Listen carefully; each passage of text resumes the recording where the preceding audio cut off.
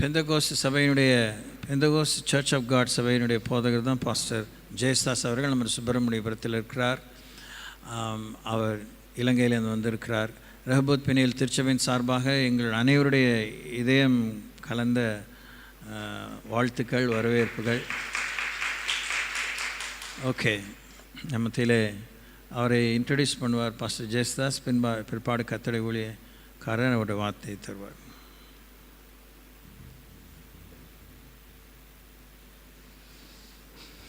கர்த்தருடைய பரிசுத்த நாமம் தொடர்ந்து மகிமைப்படுவதாக. இப்பொழுதும் நம்ம மத்தியில் பாஸ்டர் அருளானந்தம் கிறிஸ்டி அவர்கள் வந்திருக்கிறார்கள். அவர்கள் இலங்கையிலே கர்த்தருடைய ஊழியத்தை செய்து வருகிறார்கள். பல ஆண்டுகளாக 2015ஆம் ஆண்டிலிருந்து நான் அவரை அறிவேன். 2017 எங்களுக்கு தொடர்புகள் இருக்குது. பலமுறை எங்களுடைய இல்லத்துக்கு வந்திருக்கிறார். எப்போ வந்தாலும் என்னுடைய இல்லத்தில் தங்கியிருந்து இங்கேருந்து மதுரை, சேலம், ஈரோடு, புதுக்கோட்டை போன்ற இடங்களுக்கு போவார். கடந்த ஆண்டு வந்திருந்த போதும் அப்படியாகவே எங்கள் பிஷப் இடத்துல எங்கள் கமிட்டியார் அருளானந்தம் அவர் சர்ச்சில் எல்லாம் கர்த்தர் அவரை எடுத்து பயன்படுத்தினார். இந்த நாளிலும் ரெகபோத் பெனியேல் சர்ச்சுக்கு அவர் வந்திருப்பது மிகுந்த மகிழ்ச்சி. நான் நம்ம பாஸ்டர் அவர்கிட்ட கேட்டுக்கொண்டேன், இப்படி ஒரு ஊழியக்காரர் வந்திருக்கிறார், அவரை நீங்கள் எடுத்து பயன்படுத்த முடியுமா என்று கேட்டேன். இந்த நாள் தான் சரியாக வந்தது. ஸோ எங்களுக்கு பெண்கள் உபவாச ஜெபம் இருக்குது, அதில் வந்து கர்த்தருடைய வார்த்தையை கொடுக்கட்டும் என்று சொன்னபோது அவரும் அதுக்கு ஆயத்தமாக கர்த்தருடைய வார்த்தையை சுமந்து வந்திருக்கிறார். அவருடைய சாட்சி மிகப்பெரிய சாட்சி. நான் 1995 இலங்கை போய் வருகிறேன். 2 முறை அவர்கள் இடத்துக்கு போயிருக்கிறேன். பல முறை பல இடங்களுக்கு போயிருக்கிறேன். அவர்களுடைய சாட்சி என்னவென்று சொன்னால், எல்டிடினால் பிடிபட்டு அங்கேருந்து தப்பி ஓடி வந்து மறுபடியும் எல்டிடி பிடிச்சி கொண்டுடுவாங்களோ என்னன்ற பயத்தில் இளம் வயதிலேயே அவர் திருமணம் பண்ணிட்டா விட்டுருவாங்க. திருமணம் செய்து இப்பொழுது அவருக்கு 4 பிள்ளைகள், 3 ஆண் பிள்ளை, 1 பெண் பிள்ளை. நல்ல பெரிய இதை விட பெரிய சர்ச்சு கட்டியிருக்கிறார். இதை விட பெரிய சர்ச்சு 92 அடி சர்ச்சு கட்டியிருக்கிறார். நல்ல கிளை சபைகள் இருக்குது. ஆள் பார்க்க கொஞ்சம் வயசு, 41 வயசு தான். எங்கே இருந்து, இந்தியாவிலிருந்து டட்லி தங்கையா, நளினி செல்வராஜ், மோகன்சி, பெரிய ஊழியக்காரங்கள் எல்லாம் ஒரு இடத்துல போய் தங்கி ப்ரேயர் வாக், மற்ற பெரிய பெரிய கூட்டங்கள் செய்கிறதெல்லாம் ஒரு இடத்துல போய் இருந்து தங்கி செய்வார்கள். அதற்கு பாத்திரமாய் பாஸ்டர் இருந்து கர்த்தருடைய நாமத்துக்கு மகிமையாக இந்திய ஊழியக்காரர்களை வரவேற்று அவர்களுக்கு ஊழியம், முழு இலங்கையிலையும் ஊழியங்களை அரேஞ்ச் பண்ணி கொடுக்கறது எல்லாமே செய்வார். இப்போ கூட எங்கள் பிஷப் அவர் இடத்துக்கு போக இருக்கிறார். எல்லா இடத்தையும் இப்போவே டைம் செட்டில் போட்டாங்க. அந்தளவுக்கு கர்த்தரால் பயன்படுத்தப்படுகிற பாத்திரம். இப்பொழுதும் இந்த இடத்துல தேவ பிள்ளைகளாகிய தேவ ஜனங்களுக்கு தேவையான எல்லா வார்த்தைகளையும் தேவன் அவர் மூலமாய் கொடுப்பார் என்று விசுவாசிக்கிறேன். இப்பொழுதும் பாஸ்டர் கிறிஸ்டி அவர்கள் கர்த்தருடைய வார்த்தையை கொடுக்க அழைக்கிறோம்.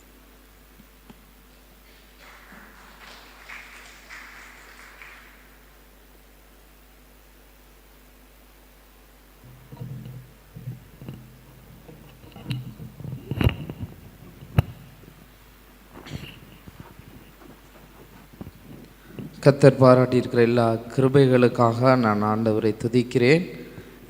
கர்த்தர் கொடுத்திருக்கிற அந்த நல்ல நாளுக்காக நான் விசேஷமாய் ஆண்டவருக்கு நன்றி செலுத்துகிறேன். அருமையான பாஸ்டர் ஏசுதாசன் பாஸ்டர் அவர்களுக்காக நான் ஆண்டவரை துதிக்கிறேன். கடந்த திங்கட்கிழமை தோறும் அவருடைய இல்லத்திலிருந்து சில காரியங்களை செய்யும்படி கர்த்தர் எங்களுக்கு பாராட்டின எல்லா கிருபைகளுக்காக நாங்கள் ஆண்டவரை துதிக்கிறேன். அவர் என்னுடைய ஒரு ஆவிக்குரிய தகப்பனைப் போல அநேக காரியங்களை அவரிடத்திலிருந்து கற்றுக்கொள்ளக்கூடிய நல்ல ஒரு ஆவிக்குரிய ஒரு தகப்பனாக இருக்கிறார். அதுபோல் இந்த நாளை நமக்கு கொடுத்த அருமையான பாஸ்டர் ரவிச்சந்திரன் அவர்களுக்கும் அவருடைய ஊழியக்காரருக்கும் சபை சுவாசிகளுக்கும் எமது இலங்கை தேசத்திலிருந்து எமது மனமார்ந்த நன்றிகளையும் வாழ்த்துக்களையும் நான் உங்களுக்கு தெரிவித்துக் கொள்கிறேன். விசேஷமாக என்னை பற்றி நான் ஒரு சில காரியங்களை உங்களுக்கு சொல்லி போட்டு பின்பதாக நான் ஒரு சில வார்த்தைகளை ஆண்டு சொல்லுகிற ஒரு சில வார்த்தைகளை உங்கள் மத்தியிலே நான் பேசி இந்த ஜெபத்தை முடிக்க விரும்புகிறேன். ஒரு விஷயம், நாங்கள் எல்லாம் கண்களை மூடி அப்படியே கத்தர் இதுவரை நாட்கள் நம்மளை நடத்தியிருக்கிறோம். 2ஆம் மாதம் 2ஆம் தேதி நம்ம கடந்து வந்திருக்கிறோம். அவர் நம்மளை நடத்தின விதங்கள் அதிசயமானவைகள், நம்மை நடத்தி வந்த வழிகள் அதிசயமானவைகள். அது எண்ணி முடியாதவைகள் என்று நாங்கள் பார்க்கிறோம். அல்லேலூயா.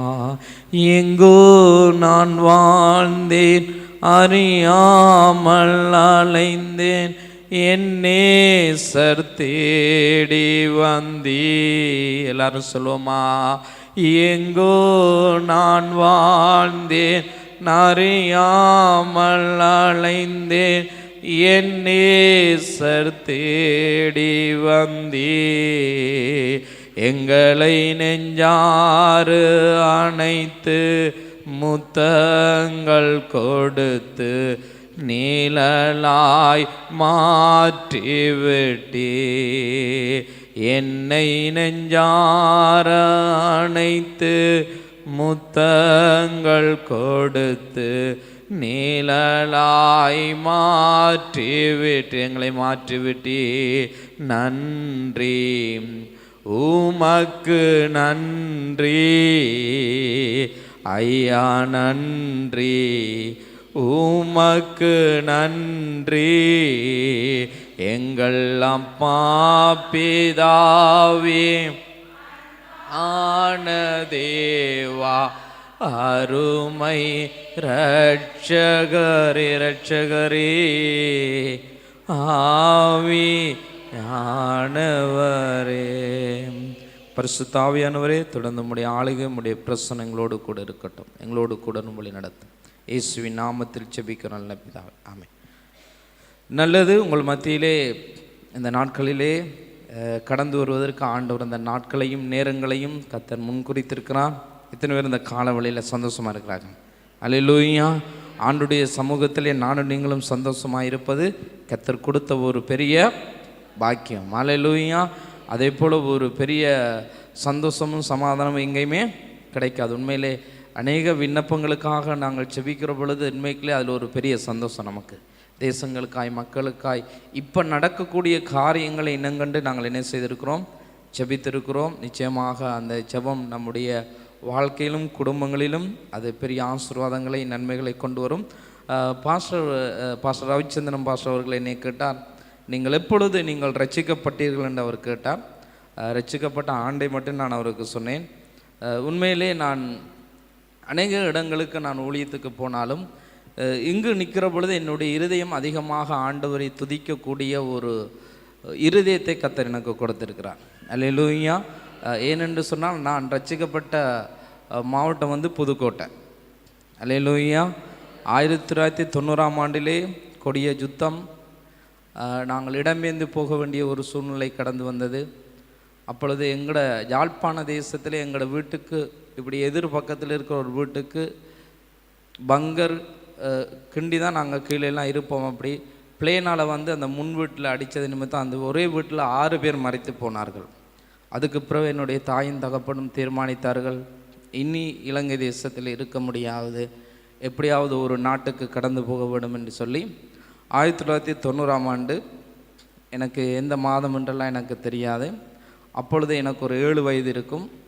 சிறு பிள்ளைகளாக நாங்கள் எங்களோட குடும்பத்தில் 6 பிள்ளைகள், 3 ஆண் பிள்ளைகள், 3 பெண் பிள்ளைகள். இப்படியாக முதலாவது என்னுடைய 4 பேர் சகோதரங்கள் வந்துட்டாங்க. நானும் அம்மாவும் தங்கச்சியும் வரையில் பிள்ளைகள் மட்டும் அந்த 4 பிள்ளைகளும் உயிர் தப்பட்டும் என்று சொல்லி அவர்களை போகிற உறவினரோடு கூட எங்களுடைய தாய் தகப்பன் அனுப்பிவிட்டார்கள்.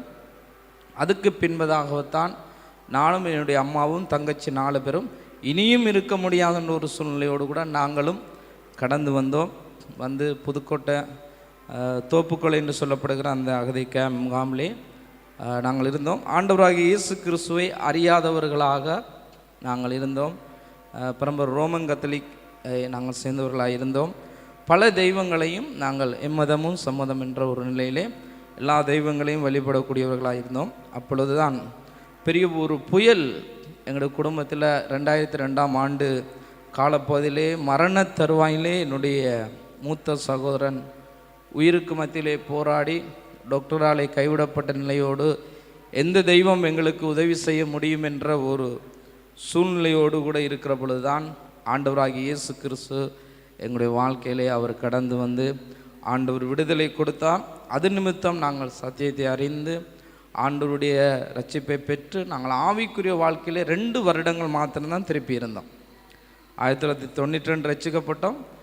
94ஆம் ஆண்டு நாங்கள் திரும்பவும் ஸ்ரீலங்காவுக்கு போயிட்டோம். என்ற இந்தியாவில் எங்களுக்கு இருக்கையில் இன்னும் ரொம்ப கஷ்டமாக இருக்குண்டு நாங்கள் குடும்பமாக எல்லாரும், அப்பையும் யுத்தம் நடந்து கொண்டு தான் இருக்கிறது. அன்றைக்கு போன நாங்கள் திரும்பி இந்தியா தேசத்துக்கு நாங்கள் திரும்பி வரவில்லை. ஒரே ஒரு நோக்கம், ஆண்டவர் எங்களை சிதறடிக்கிறது நிமித்தம் நாங்கள் இங்கு வந்து ஆண்டவருடைய ரட்சிப்பை பெற்றுக்கொண்டு அநேகருக்கு அந்த இலங்கை தேசத்திலே ஆண்டவருடைய அன்பை சொல்லத்தக்கதாக அநேகரை ஆண்டவருக்கு நேராக வழிநடத்தும்படியாக கர்த்தர் கொடுத்திருக்கிற இந்த பெரிதான ரட்சிப்புக்காக நன்றி. அது மாத்திரமல்ல, இந்த இடத்துல உண்மையிலே ஊழியம் செய்வதை குறித்து நான் மகிழ்ச்சி அடைகிறேன். ஏனென்றால் எங்களுக்கு இந்தியா தேசத்தில் வச்சு தான் இந்த ரட்சிப்பு எங்களுக்கு கிடைச்சது. ஒருவேளை நாங்கள் இலங்கையிலே இருந்திருப்போமானால் ஒருவேளை இயேசு அறியாமல் நாங்கள் மறைத்திருப்போம், இல்லாவிட்டால் நாங்கள் நரகத்துக்கு நேராய் கடந்து போயிருப்போம். இன்றைக்கு அநேகரை கர்த்தருக்கு நேராய் நடத்தும்படி தம்முடைய ஊழியக்காரர்களாய் கர்த்தர் எங்களை தெரிந்திருக்கிறார். என்னுடைய சாட்சி சொல்லப்போனால் அதிகமாக இருக்கிறது. என்னுடைய 19 வயதிலே நான் ஊழியத்துக்காக நான் ஒப்பு கொடுத்து நான் ஊழியத்துக்காக கடந்து வந்தேன். அப்பொழுது நான் சும்மா சோட்டாக உங்களுக்கு நான் சொல்லுகிறேன். அப்பொழுது ஆண்டவர் ஆபிரகாமை அழைக்கிற பொழுது, நான் காண்பிக்கும் தேசத்துக்கு நீ போ அப்படின்னு சொன்னது போல், நான் போகிற தேசம் எதுன்னு பார்த்தீங்கன்னா மாவட்டம் வந்து மிகவும் எல்டிடி இருக்கக்கூடிய ஒரு இடம். அந்த இடத்துக்குலாம் வேறு யாரும் மனிதர்கள் போக முடியாது, போனால் திரும்பி வர முடியாது. இப்போ ஒரு மிஷினரியை போல் நான் ஒரு 19 வயசுலே, 19 வயசுன்னு சொன்னால் மிக ஒரு துடிப்புள்ள ஒரு வயது. அப்போ அந்த சலஞ்ச் உள்ள ஒரு காலத்திலே கர்த்தருக்காக வாழ வேண்டுமென்ற ஒரு வைராக்கியமும் ஒரு துடிப்பும் வந்தபடினாலே நான் அங்கு கடந்து போய் ஊழியங்களை ஆரம்பிக்கிற பொழுது பல போராட்டங்கள். வீட்டுக்கொருவர் நாட்டை காக்க கட்டாயமாக 2 பிள்ளைகள் இருந்தால் ஒரு பிள்ளையை தமிழர்களாய் பிறந்த எல்லாரும் போராட்டத்துக்கு கொடுக்க வேண்டும். அது பெண் பிள்ளையாக இருந்தாலும் சரி, ஆண் பிள்ளைகளாக இருந்தாலும் சரி என்ற ஒரு சட்டம் அந்த எல்டிடி காலங்களிலே பிறப்பிக்கப்பட்டதினாலே இப்போ எங்கள் வீட்டில் 6 பேர் இருக்கிறான்னு அதை எங்கே வெளிநாட்டில் இருந்தாலும் சரி, இந்தியாவில் இருந்தாலும் சரி, தமிழனாய் பிறந்தால் ஒரு மனிதன் கட்டாயமாக அந்த போராட்டத்துக்கு இணைக்கப்பட வேண்டும் என்ற ஒரு நிபந்தனை அங்கு கொடுக்கப்பட்டது. அதுபோல் ரோட்டில் போகிறவங்க வரவங்க எல்லாரையும் பிடிச்சாங்க. என்னையும் அந்த டைமில் அவங்க பிடிச்சிட்டு போயிட்டாங்க. பல உபத்திரங்கள், பல பாடுகள் மத்தியில் நான் ஆண்டவர்கிட்ட கேட்டேன். கண்ணீர் விட்டு அழுது, ஆண்டவர் உங்களுடைய ஊழியத்துக்காக வந்தேன், இப்போ நான் துவக்க தூக்கிட்டு நிற்கிறேனே. பல வருடங்கள் ஊழியம், 4 வருடங்கள் ஊழியங்கள் கடந்து போயிட்டேன். ஆண்டவரே, பைபிளை தூக்கி உங்களுடைய வசனத்தை தூக்கி எத்தனையோ ஜனங்களை நடத்தி கொண்டு வந்தேன். இப்போ நான் ஒரு போர் சேவகனாக நிற்கிறேனே ஆண்டவரேண்டு. ஆண்டவர் எத்தனையோ மரண இருள்கள், போராட்டங்கள் வந்தது. கர்த்தர் அவைகள் எல்லாவற்றிலிருந்து இன்றைக்கும் சொல்ல முடியும், ஒரு சின்ன புல்லட் கூட என்னுடைய சரீரத்தில் கிடையாது. அங்கு நீங்கள் இப்போ இதில் இப்போ நம்ம ஒரு 50 பேர் இருக்கிறோம்னா அங்கே பார்த்தீங்கன்னா ஒரு 10 பேருக்காவது ஏதாவது புல்லட்டில் காயப்பட்ட மக்கள்கள் இருப்பார்கள். ஏதோ ஒரு அங்கத்தில் புல்லட் இருக்கும். அப்படிப்பட்ட சூழ்நிலையோடு கூட இருந்தோம். நான் பல களமுனையில் யுத்தம் நடக்கிற இடங்கள் எல்லாம் கடந்து போனோம். கர்த்தர் இன்றைக்கு அற்புதமாய் என் சரீரத்தில் ஒரு கீறல் கூட இல்லாதபடி கர்த்தர் அற்புதமாய் நடத்தி மீண்டும் ஆண்டோடு ஊழியத்தை செய்ய கர்த்தர் கிருபை கொடுத்தார். அதற்காக நான் ஆண்டவரை துதிக்கிறேன். நாங்கள் வேதத்தின் ஒரு வசனத்தை நாங்கள் வாசிக்க போகிறோம். யோவான் 3ஆம் அதிகாரம் 16வது வசனம். எல்லாருக்கும் தெரிந்த ஒரு வசன பகுதி நாங்கள் எடுத்துக்கொள்வோம். யோவான் 3:16.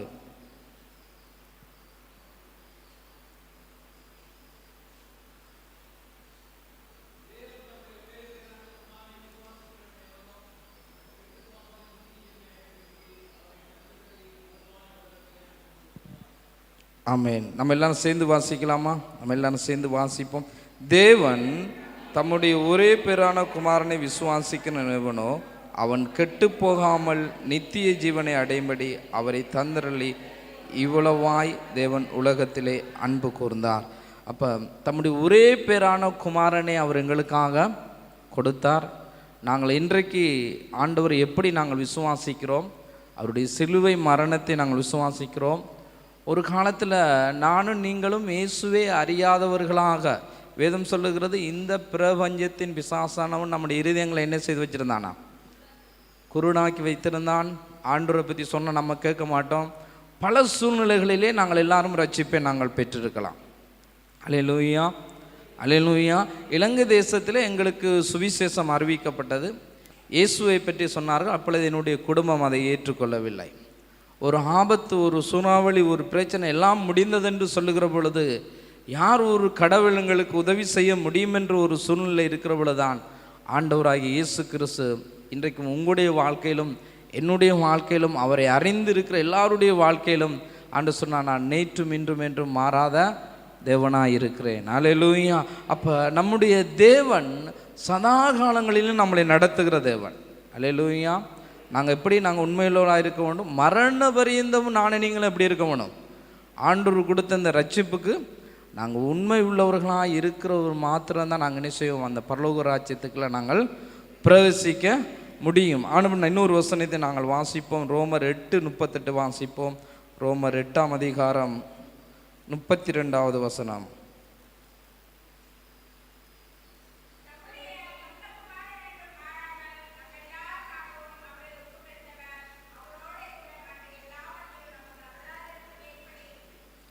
நம்முடைய சொந்த குமாரன் என்றும் பாராமல் நம் எல்லாருக்காகவும் அவரை ஒப்பு கொடுத்தார். அவரோடு கூட மற்ற எல்லாவற்றையும் நமக்கு அருளாதிருப்பது எப்படி? நம்ம ஆண்டவர் தன்னையே எங்களுக்காக ஜீவனாக என்ன செய்தார்? அவர் ஒப்பு கொடுத்தார். ஆண்டவர் சொல்றார், மற்ற எல்லாவற்றையும் நமக்கு செய்யாது இருப்பது எப்படி? அப்போ ஆண்டவர் சொன்னார், உனக்காகத்தான் நான் சிலுவையிலே மரித்தேன், உனக்காகத்தான் நான் சிலுவையிலே உயிர்த்தெழுந்தேன். இன்றைக்கு நம்ம நினைக்கிறோம், சில நேரத்தில் நம்ம கலங்குகிறோம், ஆண்டவர் என்னுடைய வாழ்க்கையிலே நம்ம இவ்வளவு பெரிய ஒரு ரட்சிப்பை கொடுத்த ஆண்டவர், இவ்வளவு பெரிய ஒரு விலையேற பெற்றவருடைய ரட்சிப்பு. நான் சொல்லுகிறேன், இந்த உலகத்தில் கோடி கோடியாய் பணம் இருக்கலாம். நான் கடந்த நாட்களிலே அநேகரை குறித்து பணம் வைத்திருக்கிறவர்கள் இன்றைக்கு சுகம் பெற முடியாமல் இருக்கிறார்கள், விடுதலை பெற முடியாமல் இருக்கிறார்கள். கோடிக்கணக்கில் பணம் இருந்தாலும், மூட்டை கணக்கில் பணம் இருந்தாலும், நான் கடந்த நாள் யோசித்தேன், இந்திய தேசத்தில் ஜெயலலிதா அம்மா மரித்து போகிற பொழுது அவங்கள்ட்ட எவ்வளோ பணம் இருந்துச்சு? மருத்துவம் கைவிட்டது, ஒருவேளை அவர்கள் நம்பி இருக்கிற தெய்வம் கைவிட்டிருக்கலாம், பல சூழ்நிலை கடந்து போயிருக்கலாம். ஆனால் நம்முடைய ஒரே தேவனாகிய இயேசு கிறிஸ்து, அவரை நம்புகிற உங்களை இனே அவர் என்ன செய்ய மாட்டார்? அவர் கைவிடவே மாட்டான். துன்பம் வரலாம், பாடு வரலாம், கஷ்டம் வரலாம், வியாதி வரலாம். நாங்களெல்லாம் பல சூழ்நிலைகளிலே கடந்து போனவர்கள். கடந்த யுத்த காலங்களிலே நாங்கள் பல சூழ்நிலைகளிலே கடந்து போன நாங்கள், பல வேதனைகளை கடந்து போன நாங்கள். அப்போ இன்றைக்கு நமக்கு கொடுக்கப்பட்டிருக்கிற ஒரே ஒரு வாழ்க்கை, நான் நீங்கள் விசுவாசத்தில் வாழ முடியாது. நம்முடைய ஆவிக்குரிய வாழ்க்கையே என்னது? விசுவாசம். நாங்கள் எப்படி ஆண்டவரை விசுவாசிக்கிறோம்? அவர் எனக்காக சிலுவையிலே மரித்து உயிர்த்தார் என்ற அந்த விசுவாசத்தினூடாகத்தான் நாங்கள் என்ன செய்கிறோம்? நாங்கள் ஒரு நேரத்தில் அந்நிய தேவர்களை வணங்கி, பல விதமான விக்கிர காரியங்களை வணங்கி, பல விதமான காரியங்களை செய்து நம்ம ஆண்டவரை அறியாமல் இருந்து, இப்போ சிலுவை மரணத்தை விசுவாசிக்கிற நிமித்தம் நாங்கள் எப்படி ஆகிருக்கிறோம்? எங்களுக்கு என்னெல்லாம் கிடைச்சிருக்கு சொல்லுங்கள்? முதலாவது என்ன கிடைச்சிருக்கு? விடுதலை கிடைச்சிருக்கு. முதலாவது என்ன கிடைச்சிருக்கு? ஒருவேளை முதல் நம்ம ஒரு திருச்சபைகளை வருகிற பொழுதே எங்களுக்கு பாவ மன்னிப்பு நிச்சயம் கிடைச்சிச்சா? கிடைக்கல. ஆண்டவர் முதலாவது எங்களுக்கு என்ன செய்கிறாருண்டா, விடுதலையாக ஆண்டவர் தருகிறார். ஒருவேளை ஒரு பிசாசு அலக்களிக்குது, ஒருவேளை ஒரு வியாதி சுகமாகிறது, ஒருவேளை ஒரு கட்டி மறைகிறது, ஏதோ ஒரு தொடுதலை நானும் நீங்களும் என்ன செய்கிறோம் என்றால் நம்முடைய சரீரத்திலே நாங்கள் உணர்கிறோம். அல்லேலூயா, அல்லேலூயா. எங்களுடைய குடும்பத்தில் டாக்டரால் கைவிடப்பட்ட எல்லாம் முடிந்ததென்று சொல்லுகிற பொழுது அந்த விடுதலை தான் எங்களை ரட்சிப்புக்குள்ளாக கொண்டு வந்தது. அல்லேலூயா. இந்த இயேசு கிறிஸ்து ஒரு மெய்யான தேவன், அவர் விடுதலை தருகிறார் என்பதை ஏற்றுக்கொண்டு அதுக்கு பின்பு நாங்கள் பார்க்குறோம் பாவ மன்னிப்பு நிச்சயம். நம்ம எல்லாரும் பாவ மன்னிப்பு நிச்சயம் பெற்றிருக்கிறோமா? அல்லேலூயா. நாங்கள் சொன்ன, ஆண்டவரே என் பாவங்களை மன்னிங்க, ஆண்டவரே என் அக்கிரமங்களை மன்னிங்க, ஆண்டவரே நாங்கள் அறிந்தும் அறியாமல் செய்கிற எல்லா பாவங்களையும் இங்கே மன்னிங்க என்று நாங்கள் அறிக்கை எடுக்கிற பொழுது ஆண்டவர் எங்களுடைய எல்லா பாவங்களையும் கர்த்தர் என்ன செஞ்சிருக்கிறார்? மன்னித்திருக்கிறார். இப்போ நானும் நீங்களும் யாராக இருக்கிறோம்னு சொல்லி பார்த்தீங்கன்னா, இப்பொழுதுதான் நாங்கள் பூரணமான ரட்சிப்பை பெறுகிறோம். எப்படி பெறுகிறோம்? பூரணமான ரட்சிப்பு. நான் அடிக்கடி இங்கே சொல்வதுண்டு, ஏன் ஆண்டவர் எங்களை இலங்கை தேசத்திலிருந்து இந்தியா தேசத்துக்கு கொண்டு வந்தார்? ரட்சிப்புக்காகவே கர்த்தர் எங்களை கொண்டு வந்தார். ஏன் நாங்கள் இன்னும் 2 வருடம் ரட்சிக்கப்பட்டிருக்க வேண்டும்? வேதத்தின் ரகசியங்களை நாங்கள் அறிந்து கொள்ளும்படியாக, வேதத்தின் ரகசியங்களை அறிந்து கர்த்தருக்காக வாழ முடியும். அப்போ ஆண்டவர் கொடுத்த இந்த ரட்சிப்பை வேதம் சொல்லுது, நாங்கள் முடிவு பரியந்தம், வேதம் சொல்ல முடிவு வரைந்து நிலைத்து நிற்பவனே ரட்சிக்கப்படும். ஓடலாம், நான் சேர்ச்சிக்கு போகிறேன், நான் ஆண்டவரை செபிக்கிறோம், உபவாச கூட்டத்துக்கு போகிறேன், நான் ஊழியம் செய்யணும், அது நானாக இருக்கலாம், நீங்களாக இருக்கலாம், எந்த ஊழியக்காரனாக இருக்கலாம். ஆனால் முடிவு ஒன்று இருக்கிறது. அந்த முடிவில் தான் நானும் நீங்களும் எப்படியாக இந்த ரட்சிப்பை ஓடி நாங்கள் முடிக்கப் போகிறோம் என்ப ஒரு வாக்குறுதியிலே நானும் நீங்களும் கடந்து போக வேண்டும். அல்லேலூயா. ஆனால் இந்த ரட்சிப்புக்கு இடையில அநேக போராட்டங்கள் உண்டு. ஆண்டவர் எங்கேயாவது எழுதினா அவங்களுக்கு போராட்டம் இல்லைன்னு எங்கேயாவது எழுதியிருந்தால் எனக்கு சொல்லுங்கள். ஆண்டவர் என்ன சொன்னார்? உலகத்தில் உங்களுக்கு என்ன உண்டு? உபத்திரம் உண்டு, பாடுகள் உண்டு, கஷ்டங்கள் உண்டு, நிந்தனைகள் உண்டு. அப்போ இவைகளை பார்த்தா நாங்கள் ஓட இயலாது. இவைகளை பார்த்தா நாங்கள் ஓட இயலாது. ஆண்டவர்கிட்ட ஒரு கேள்வியும் நாங்கள் கேட்க இயலாது. பைபிள் நமக்கு 4 பக்கம் அடிக்கும், ஒரு பக்கம் அடிக்கிறது இல்லை. பைபிள் எங்களுக்கு 4 பக்கம் அடிக்கும். எங்கே பார்த்தாலும் எல்லாவற்றுக்கும் பதில் எங்கே இருக்குன்னா இங்கே இருக்குது. அல்லேலூயா. அப்போ ஆண்டவரிடத்தில் நாங்கள் கேட்க முடியாது, ஏன் ஆண்டவரே எனக்கு துன்பம், ஏன் ஆண்டவரே என்னுடைய ஜெபத்துக்கு நீர் இன்னும் பதில் தரவில்லை, ஏன் ஆண்டவரே எனக்கு மட்டும் நீர் இப்படி சோதிக்கிறேன் என்று யாரும் கேட்க முடியாது. வேதம் சொல்லுகிறது, அன்றியும் அவருடைய தீர்மானத்தின்படி அழைக்கப்பட்டவர்களாக இருக்க நமக்கு சகலவற்றையும் தேவன் எப்படி செய்கிறாராம்? நன்மைக்கு எதுவாய் நடத்துகிறார். அல்லேலூயா. கடந்த நாட்களில் என்னுடைய மாமியோட மகன் புதுக்கோட்டை கேம்ப், நான் முந்தின நாள் அங்கே கடந்து போய் வந்தேன். அவர்களை பார்த்து, அவர்கள் நல்ல ஒரு ஆவிக்குரிய ஒரு தாயார், ஆண்டவருக்காக நல்லா இன்றைக்கும் வைராக்கியத்தோடு ஊழியம் செய்கிறார்கள். எனக்கு தெரியும், என்னுடைய 12வது வயதில் நாங்கள் அந்த நேரத்தில் இந்தியா தேசத்தில் சைக்கிள் தான் அதிகம், அந்த புஷ் சைக்கிள் தான் அதிகம். அப்போ கிராம ஊழியம் 100 கிராம ஊழியம் எங்களுக்கு பெருசாக அப்போ வேறு இடம் எதுவுமே தெரியாது. திருச்சின்ற ஒரு இடம் தெரியாது, புதுக்கோட்டை மட்டும்தான் எனக்கு தெரியும். ஏன்னா என்னுடைய 12 வயதில் எனக்கு தெரிஞ்ச நொழிச்சு அது மட்டும்தான் தெரியும். இந்தியாவை குறித்து தானே பெரிய அளவில் எந்த ஒரு காரியமும் தெரியாது. அப்பொழுது நாங்கள் போய்கொண்டிருந்த திருச்சபையிலே ரட்சிப்பை பெற்றிருக்கிறோம். எல்லாருக்கும் சுவிசேஷம் அறிவிக்க வேண்டும். அப்போ ஊழியத்துக்காக எல்லாரும் வரலாம் என்று சொல்லுகிற பொழுது நாங்கள் குடும்பமாக கூட நாங்கள் ஊழியங்களுக்கு அப்போ நல்ல ஒரு வாஞ்சையும் விருப்பம் இருந்தது. அப்பொழுது 100 கிராம ஊழியம் என்று ஒரு ஊழியம் இருந்தது. எத்தனை பேருக்கு தெரியும் 100 கிராம ஊழியம் என்று இருந்தது? அந்த நேரத்தில் ஒரு அம்மா இருக்கிறீங்க, ஒரு சில பாஸ்டர் இருக்குது. அப்போ இந்த 100 கிராமம் ஊழியம் என்று சொல்லப்படுகிற பொழுது நாங்கள் பல பட்டணங்களை பல கிராமங்களை நோக்கி கடந்து போகுண்டு.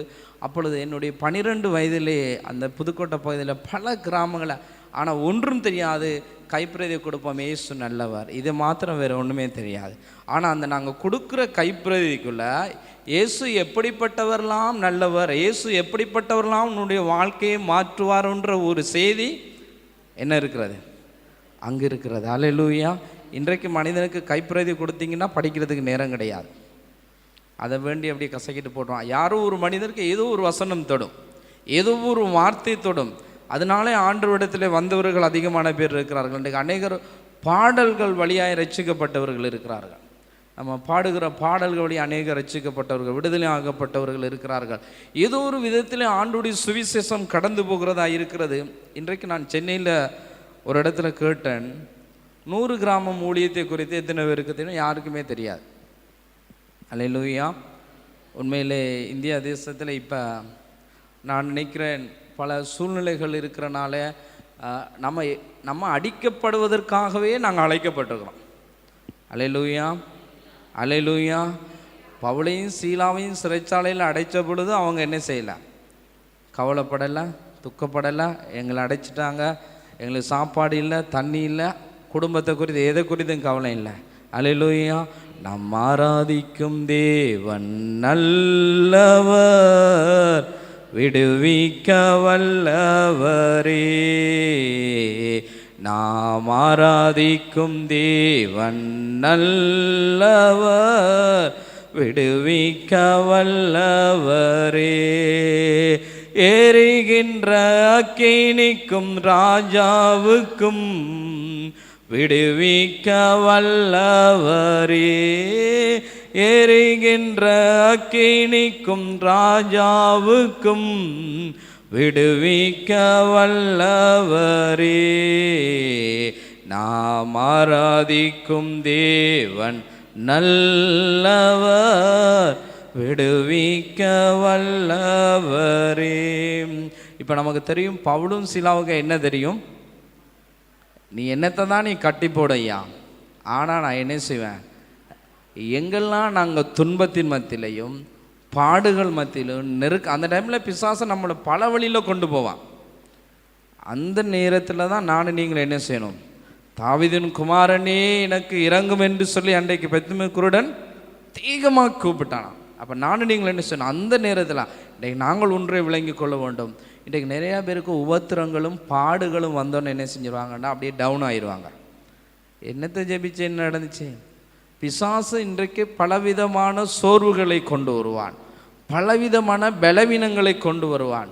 ஒருவேளை இன்றைக்கு பவுலும் சீலாவும் நினைச்சிருக்கலாம், ஆண்டவரே உமக்காகத்தானே வந்த ஆண்டவரே, என்ன ஆண்டவரே சிறையில் இருக்கலாம். அவங்களுக்கு தெரியும் அந்த நேரத்தில் இந்த சிறையிருப்பையும் கர்த்தர் மாற்ற வல்லவராக இருக்கிறார். அல்லேலூயா. அன்னைக்கு அந்த சிறைச்சாலை அதிகாரிகளே ரட்சிக்கப்படும்படியான ஒரு ரட்சிப்பு ஆண்டவர் அந்த இடத்துல ஊற்றினார். அதுபோல் நமக்கு பாடுகள் உண்டு, உபத்திரங்கள் வழியாய்த்தான் நாம் கடந்து போக வேண்டும். அப்போ ஒருவேளை இந்த ஆண்டில் எங்களுடைய சபையில் நாங்கள் ஒரு தீர்மானத்தை எடுத்தோம். எத்தனை பேர் இந்த ஆண்டு இறுதியில் நம்ம 7 நாள் 21 நாள், நாங்கள் அதிக நாள் ஜெபிக்கலை, 21 நாள்லாம் ஜெபிக்கல, 7 நாள் உபவாசம் இருந்து ஜெபித்தோம். ஒரு குறிப்பிட்ட விசுவாசிகள் எங்களோடு கூட கடந்து வந்தார்கள். அந்த 7 நாள் உபவாச ஜெபத்திலையும் 7 விதமான காரியங்களை குறித்து நாங்கள் ஜெபம் பண்ணி ஒரு புதிய ஆண்டுக்குள்ளாய் கடந்து போகிற பொழுது புதிய தீர்மானங்களை நாங்கள் எடுக்கிறோம். எத்தனை பேர் தீர்மானம் எடுத்து தான் நான் 2024ஆம் ஆண்டுக்கு வந்தேன்னு சொல்கிறவங்க எத்தனை பேர் இருக்கிறீங்க? தீர்மானம் யாருமே எடுக்கலையா? அல்லேலூயா. ஆண்டுடைய சமூகத்தில் நாங்கள் தீர்மானம் எடுக்கணும். கட்டாயமாக என்ன செய்யணும்? ஆண்டவரே நான் ஒரு 10 நிமிடமாவது கூட ஜெபிக்க போகிறேன். என்ன தீர்மானம்? 1 மணித்தியாலம் வேணாம், 10 மணித்தியாலம் வேணாம். ஆண்டவரே நான் ஒரு 10 நிமிடமாவது நான் கூட என்னுடைய ஜெபத்தை நான் அதிகரிக்க போகிறேன், என்னுடைய உபவாசத்தை அதிகரிக்க போகிறேன். ஆண்டவரே என்னுடைய ஊழியத்தை நான் அதிகரிக்க போகிறேன். உமக்காக நான் வேதம் வாசிக்கிறதுல ஒரு 10 நிமிடத்தை நான் அதிகரிக்க போகிறேன். ஆண்டவரே நான் வாரந்தோறும் 52 வாரங்கள் நான் ஆராதனைக்கு தடைபடாமல் வருவேன். அல்லேலூயா. நம்ம தீர்மானம் எடுக்க வேண்டும். ஒரு சகோதரி எனக்கு சொன்னாங்க, பாஸ்டர் நான் சபைக்கு சில நேரம் அடிக்கடி நான் வருவேன், இந்த ஆண்டில் நான் தீர்மானம் எடுத்திருக்கிறேன் பாஸ்டர், 52 ஆராதனைக்கு நான் எப்படியாவது நான் சரியாக வரணும், ஒரு ஆராதனையை கூட நான் தவறு விடக்கூடாது. இன்னொரு தீர்மானம் இன்னொரு சகோதரி எடுத்தாங்க, பாஸ்டர் நான் ஆராதனையில் நான் ஒவ்வொரு முறையும் நான் இடையில தான் வரேன், இந்த முறை நான் தீர்மானம் எடுத்திருக்கேன், ஒரு 5 நிமிஷத்துக்கு முதல் நான் வரணும் பாஸ்டர் அப்படின்ட்டு. சில விசுவாசிகள் சபைக்குரிய வேலைகளை செய்வதில் நான் ஒரு தீர்மானம் எடுத்திருக்கிறேன். அப்போ நம்ம என்ன செய்யணும்? கர்த்தருக்குள்ளாக நாங்கள் இந்த ஆண்டில் ஏதாவது ஒரு வளர்ச்சி நம்முடைய வாழ்க்கையிலே தீர்மானத்துக்குள்ளாக நாங்கள் கடந்து போக வேண்டும். நான் என்ன சொல்ல வரேன்டா, நம்முடைய தேவன் நமக்கு எல்லாவற்றையும் அது செய்யாதிருப்பது எப்படி? அவர் நிச்சயமாக ரட்சிப்பை கொடுத்திருக்கிறான், விடுதலை கொடுத்திருக்கிறான், சுகத்தை கொடுத்திருக்கிறான், சமாதானத்தை கொடுத்திருக்கிறார்.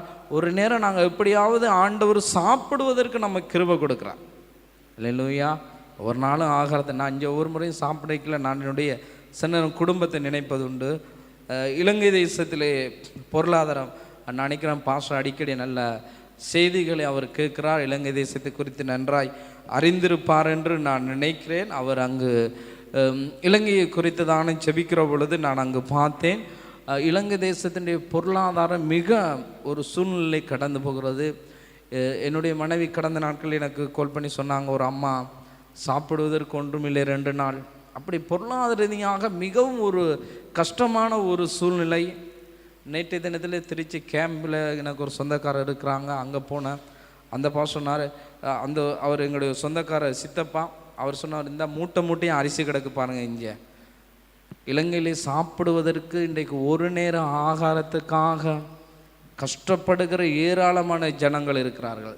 சில நேரத்தில் திருச்சபையை நோக்கி வருகிறார்கள், சபையை நோக்கி வருகிறார்கள், எங்களுக்கு எதையாகலும் நீங்கள் தாருங்கள், எங்களுக்கு ஒருவேளை ஒரு ஆகாரம் தாருங்கள் என்று கடந்து வருகிற ஜனங்கள் அதிகமாக. பொருளாதார ரீதியாக மிகவும் தேசம் பாதிக்கப்பட்டு கொண்டிருக்கு. நான் என்ன சொல்கிறேன்னா, நம்ம ஜெபித்தால் கர்த்தர் நிச்சயமாக இந்த தேசத்திலே மட்டுமல்ல, ஆண்டவர் எங்கள் தேசத்தில் எவ்வளவு மாற்றங்களை கர்த்தர் கொடுத்திருக்கிறார். உங்களுக்கு தெரியாது, நாங்கள் 1 லிட்டர் பெட்ரோலுக்காக 7 மணித்தியாலங்க நாங்கள் வரிசையில் நிற்போம். இங்கேருந்து கிட்டத்தட்ட 3-4 கிலோமீட்டர். 1 லிட்டர் பெட்ரோல் தான் கொடுப்பாங்க. கரண்ட் இல்லை, மின்சாரம் இல்லை, விலைவாசி பொருளாதாரம் அதிகமாக. ஆனால் வேதம் சொல்ல, ஆண்டவரை நம்பின பிள்ளைகளை கர்த்தர் ஒரு நாளும் கைவிடவே இல்லை. ஆண்டவர் ஏதோ ஒரு விதத்தில் ஆண்டவர் அற்புதமாய் நம்மளை நடத்தி கொண்டு இருக்கிறார். இன்னும் ஒரு வசனங்களை வாசித்து நாங்கள் வேகமாக நாங்கள் செபிக்க போகிறோம். நம்ம ஞானஸ்தானம் பெற்றிருக்கோம், அபிஷேகத்தை பெற்றிருக்கிறோம். இன்றைக்கு நம்ம ஒரு நாள் இவைகளை நாங்கள் இழந்து போகவே கூடாது. நான் உண்மையிலே எங்கள் சபையில் நிற்கிற மாதிரி ஒரு பிரசனத்தை நான் உணர்ந்தேன். அல்லேலூயா. கடந்த நாட்கள் நான் கொழும்புல ஒரு 10 நாள் நின்றேன். யாரையும் நான் குறை சொல்வதற்கோ குற்றம் சொல்வதற்கோ சொல்லலை. அநேகருடைய வாயில் ஸ்தோத்திரம் வருதான்னு தெரியலை, அநேகருடைய வார்த்தையில் அல்லேலூயா வருதான்னு தெரியலை. எல்லாமே பாடலோடு, எல்லாமே மீசிங்கோடு அப்படியே போயிடுது. ஜனங்களும் அப்படியே நின்றுட்டு போயிடுறாங்க. ஆனால் நம்ம தேவனை எப்படி யார் கர்த்தர் செய்த நன்மைகளை நல்லா இன்றைக்கு அந்த பிரசனத்தை இன்றைக்கு நிறைய இழந்திருக்கிறாங்க. அல்லேலூயா. எப்போ தெரியுமா ஒரு மனுஷனுக்குள்ள பிரசனை வரும்? எங்களை அறியாமல் ஆண்டவரை துதித்து நல்லா வாய்களை திறந்து நம்ம ஸ்தோத்திரம் பண்ணி, ஆண்டவரே இதுவரை எங்களை நடத்தின உங்கள் கிருபை ஆண்டவர், அப்படி சொல்கிறது கூட ஜனங்களுக்கு இடம் கிடையாது. ஒரு பாட்டு முடிய அப்படியே ஒரு பாட்டு, ஒரு மீசிங் அப்படியே ஆராதனை முடிஞ்சிடுது. அருமையான தேவனுடைய பிள்ளைகளே, கர்த்தர் கொடுத்துருக்கிற அந்த அபிஷேகத்துக்காக, கர்த்தர் கொடுத்துருக்கிற விடுதலைக்காக, கர்த்தர் கொடுத்துருக்கிற சுகத்துக்காக, கர்த்தர் கொடுத்து ரட்சிப்புக்காக இன்னும் நாங்கள் அதிகமாக எங்களுடைய ரட்சிப்பு நிறைவேறுவதற்கு நாங்கள் என்ன செய்யணும்? பிரயாசப்படணும். அதுக்கிடையில் துன்பம் வரும், பாடு வரும், கஷ்டம் வரும். ஆனால் ஆண்டவர் எல்லாவற்றையும் செய்ய நமக்கு ஆயத்தமாய் இருக்க. எப்பயும் நம்ம மறந்து போகக்கூடாது. நாங்கள் ஒரு வசனத்தை நாங்கள் வாசிப்போம். யோவான் 1 அதிகாரம், யோவான் 1 அதிகாரம் 12 வசனம்.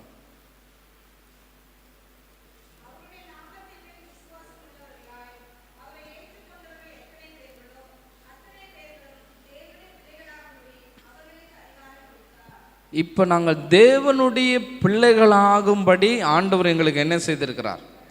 நம்ம அதிகாரத்தோடு நாங்கள் செபிக்கிறோம். ஆண்டவருடைய பிள்ளைகள் என்ற உரிமையை ஆண்டவர் எங்களுக்கு கொடுத்துருக்கார். எப்பயும் நாங்கள் மறக்கக்கூடாது. நாங்கள் யார்? எங்களுக்கு அப்பா யார்? அவர் தான் எங்களுக்கு அப்பா. நாங்கள் யார்? அவருடைய பிள்ளைகள் என்ற உரிமையை ஆண்டவர் கொடுத்துருக்க. எப்போ வேணாலும் நீங்கள் போகலாம், எனி டைம் வேணாலும் நீங்கள் ஆண்டவர் கூப்பிடலாம். அப்பா பிதாவே என்று கூப்பிடத்தக்கதான அந்த அதிகாரத்தை ஆண்டவர் இன்றைக்கு ஆண்டவர் தேடுகிறார். கர்த்தருக்கு பிரியமாய் நடக்கிற பிள்ளைகள், கர்த்தருக்கு பிரியமாக நடக்கிற பிள்ளைகள் எப்படிப்பட்டவர்கள் சொல்லுங்கள்? ஜெபிக்கிறவர்கள், வேதம் வாசிக்கிறவர்கள், ஆண்டவருடைய உபதேசத்தை கேட்கிறவர்கள், கர்த்தருக்கு கீழ்ப்படுகிறவர்கள். அப்போ ஆண்டவருக்கு பிரியமாக இருக்கிற பிள்ளைகள். அப்போ நானும் நீங்களும் ஆண்டவருடைய பிள்ளைகள். ஆண்டவர் எப்பொழுதும் நம்ம மேலே அவர் பிரியமாக இருக்க விரும்புகிறார். அப்போ நம்ம என்ன ஆண்டவருக்கு பிரியமில்லாத காரியங்கள் செய்கிறோம் சொல்லுங்கள்? நாங்கள் பாவம் செய்கிற பொழுது ஆண்டவரை சில நேரம் நம்ம வேதனைப்படுத்துவோம், சில நேரம் ஆண்டவருடைய வார்த்தைக்கு கீழ்ப்படியாமல் போவோம், சில நேரம் ஆண்டவர் சொன்னதை நம்ம என்ன செய்வோம்? அவிசுவாசப்படுவோம். சில நேரம் நம்ம என்ன செய்யணும்டா, நம்ம முறுமுறுப்போம். ஆண்டவரே இவ்வளோ நாள் நான் ஜெபிக்கிறேன்னு, ஆண்டவரே ஆண்டவரே எனக்கு நீர் கருணை காட்ட மாட்டேன். நான் சொல்கிறேன், இயேசு தந்தாலும் தரலாட்டி எப்படிப்பட்டவர்? நல்லவர். ஹல்லேலூயா. ஆண்டவர் சொல்ல, ஆண்டவர் நீங்கள் ரொம்ப ரொம்ப நல்லவர் ஆண்டவரே, நீங்கள் என்ன செய்தாலும் நன்றி ஆண்டவர், நீங்கள் தராவிட்டால் என்றைக்கு நீங்கள் அப்படிப்பட்ட மன ரம்பியத்தோடு கடந்து போகிறீங்களோ அன்றைக்குத்தான் ஆண்டவர் இன்னும் தன்னுடைய பிள்ளையாக உங்களை விரும்புவார். ஹல்லேலூயா, ஹல்லேலூயா. நாங்கள் ஜெபிச்சுன்னு ஆண்டவர், நான் சொன்னேன் சில நீங்கள் ஜெபிச்சுட்டு இந்த வாசலில் போகிறதுக்குலாம் ஆண்டவர் அற்புதம் நடக்கும். ஹல்லேலூயா. இங்கே ஜெபித்து கொண்டு இருக்கிற பொழுதே கர்த்தர் உங்களுக்கான பதில் ஆண்டவர் கொடுத்துட்ருக்கிறார். ஹல்லேலூயா. அப்போ நம்ம சொல்லணும், ஆண்டவர் உம்முடைய பிள்ளை என்கிற ஒரு அதிகாரத்தை தேவன் நமக்கு கொடுத்துருக்கிறார். நம்ம ஜெபிக்கிற அந்த துரத்தனங்களின் பொல்லாத ஆவிகள், வானமண்டங்களை கிருபை செய்கிற எல்லா அதிகாரங்களையும் மேற்கொள்ளக்கூடிய என்ன செய்திருக்க ஆண்டவர்? உங்கள் பிள்ளைகளுக்கு நீங்கள் என்னெல்லாம் கொடுப்பீங்க சொல்லுங்கள்? நமக்கு விருப்பப்பட்டதெல்லாம் நம்முடைய பிள்ளைகளுக்கு நலமான தேவைகளை நம்ம கொடுப்போம். அதுபோல் தான் ஆண்டவர் பைபிளில் சில அதிகாரங்களை, சில நன்மைகளை தேவன் நமக்கு கொடுத்துருக்கு. அப்போ நானும் நீங்களும் இந்த ரட்சிக்கப்பட்ட பிள்ளைகளும் தேவனுக்கு பிரியமாக வாழணும். இன்றைக்கு நிறைய பேர் ரட்சிக்கப்பட்டிருப்போம், தேவனுக்கு பிரியமாக வாழ்வது இல்லை. தேவன் சொல்லுகிறதை நாங்கள் செய்வது கிடையாது. என்னுடைய தாயும் தகப்பனும் என்னைய ஒரு ஆள் ஊழியத்தில் இருந்தால் அப்போதும் நம்ம இன்றைக்கு எதையாயிலும் கடைசியாக இருக்கிற ஏழாத இருக்கிறத ஆண்டவருக்கு கொடுப்பான். எங்கள் அண்ணா வியாதியில் இருந்தார், மரித்து போகிற சூழ்நிலையில் இருந்தார். ஆண்டவரே இவன் பிழைச்சா உமக்கு, அதுக்கு முதல் நாங்கள் ரட்சிப்பையும் ஏற்றுக்கொள்ளலை, ஒன்றும் ஏற்றுக்கொள்ளலை. ஆண்டவர் உமக்காகவும் ஊழியம் செய்யணும். ஆனால் நல்லா இருக்கக்கூடிய ஆரோக்கியத்தை இருக்கக்கூடிய நான் ஊழியம் செய்யணும்னு என் தாய் தகப்பன்னு நினைக்கல. ஏன் நினைக்கல? ஒரு பிள்ளையை ஊழியத்துக்கு கொடுத்துட்டோம், இன்னொரு மகன் ஊழியத்துக்கு கொடுக்கறதில்ல, எப்படியாவது அவனை வெளிநாட்டுக்கு அனுப்பணும். ஒரு பிள்ளையாவது வெளிநாடு போனால் உழைச்சி குடும்பத்தை பார்க்கக்கூடிய ஒரு சூழ்நிலை. ஆனால் ஆண்டவர் 2002ஆம் ஆண்டிலே நான் ஊழியத்துக்கு ஒப்பு கொடுத்தேன். ஒரு வாலிபர் கூட்டம் நடந்தது. அந்த வாலிபர் கூட்டத்திலே நான் போனது உண்மையிலே ஜொலி பண்ணத்தான் போனேன். வாலிபர் கூட்டம் நிறையா வருவாங்க, அங்கே போனால் ஜொலி பண்ணலாம் அப்படின்ட்டு கடந்து போனேன். ஆனால் ஆண்டவரை ஏற்றுக்கொண்டிருந்தாலும் இன்னும் கர்த்தருக்காக அர்ப்பணிக்க வேண்டிய சூழ்நிலைகள் இல்லாமல் இருந்தது. அகஸ்டின் ஜோகுமாரோட மீட்டிங் 3 நாள் கொழும்பு நடக்குது. முதல் நாள் மீட்டிங் முடிஞ்சிட்டு 2வது நாள் மீட்டிங்கில் என்னை அறியாமலே ஆண்டவர் என்னை தொட்டார். அவருடைய வார்த்தையினாலே நான் விடுதலை ஆனேன். இப்போ 3வது நாள் மீட்டிங்கில் ஒரு சலஞ்ச். இப்போ எத்தனை பேர் வாலிபர்களுக்காக ஊழியத்துக்கு ஒப்பு கொடுக்க போகிறீங்க? அந்த செய்திக்கு பின்பதாக நானாய் மாறினேன்னு எனக்கு தெரியாது. என்னை அறியாமலே நான் முன்னுக்கு வந்துன்றேன், ஒப்பு கொடுத்தேன், தூக்கி எறியப்பட்டேன். பெரிய ஒரு மகிமையும் ஒரு விடுதலையும் எனக்குள்ளே வந்தது. நான் வேறு மனிதனாய் மாறினேன். அல்லேலூயா, அல்லேலூயா.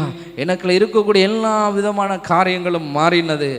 நான் என்னுடைய நோக்கம், என்னுடைய சிந்தனை எப்படியாவது இயேசுக்காக வாழணும், ஆத்துமாக்களை ஆதாயம் செய்யணும், ஆண்டோடைய அன்பை சொல்லணும். அந்த ஒரு தாகமும் அந்த விருப்பமும் அந்த துடிப்பும் எனக்குள்ள வந்தனால உலகம் எனக்கு தெரியலை. அல்லேலூயா. அதான் ஆண்டவர் சொல்ற, உலகத்திலும் உலகத்தில் உள்ளவைகளும் நீங்கள் அன்பு கூறாமலும். ஒரு உலகத்தில் அன்பு கொடுத்தால் பிதாவுடைய மெய்யான அன்பு நம்ம இடத்துல இல்லை. ஒருவேளை உலகத்தின் அன்பில் நம்ம இன்றைக்கு இருக்கிறோம், ஆண்டவருடைய பிள்ளைகளாய் வாழ முடியலை, கர்த்தருக்கு பிரியமாய் வாழ முடியலை.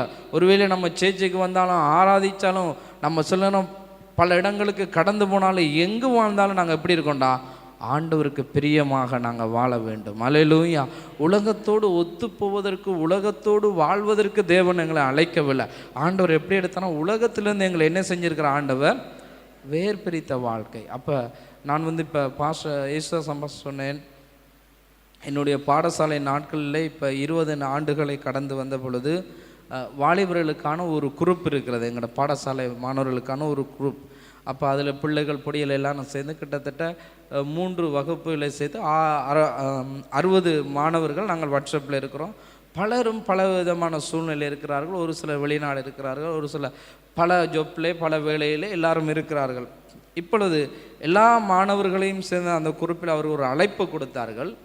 20 ஆண்டுகளுக்கு பிறகு ஒரு கிரிக்கெட் மேட்ச். நான் நல்லா கிரிக்கெட்டில் ஆர்வம், நான் கிரிக்கெட் விளையாடணும் உண்டு ஸ்கூலில். அப்போ எல்லாருக்கும் அழைப்பு கொடுத்துருந்தாங்க. குடும்பமாய் கடந்த எங்களுக்கு அந்த நாட்கள் மிகவும் சந்தோஷமாக இருந்தது. அதனாலே நானும் என்னுடைய பிள்ளைகளும் கடந்து போயிருந்தோம். அப்போ அந்த நாட்களில் என்னுடைய நண்பர்கள் எல்லாம் உலகத்தார்கள். அவர்கள் மது போதை குடிக்கிறவர்கள், சிகரெட் பாவிக்கிறவர்கள், இப்படி. ஆனால் நான் அவர்களோட தான். ஆனால் வேதம் சொல்லுது, நீ துன்மார்க்குடைய ஆலோசனையிலும் பாவியுடைய வழியிலும். அப்போ இவங்கெல்லாம் யார்? என்னுடைய நண்பர்கள்லாம் யாராக இருக்கிறாங்க? ஆண்டவரே, ஒருத்தன் பேர் குடிக்கிறான், ஒருத்தன் இது குடிக்கிறான், எல்லாம் பழக்கம் தூசணம் பேசுகிறேன். இப்போ இவங்களை மத்தியெல்லாம் நான் நிற்கிறேன். ஆனால் அவங்களுக்கு தெரியும், இப்போ நான் ஒரு பாஸ்டராக சபையை நடத்துகிறேன்.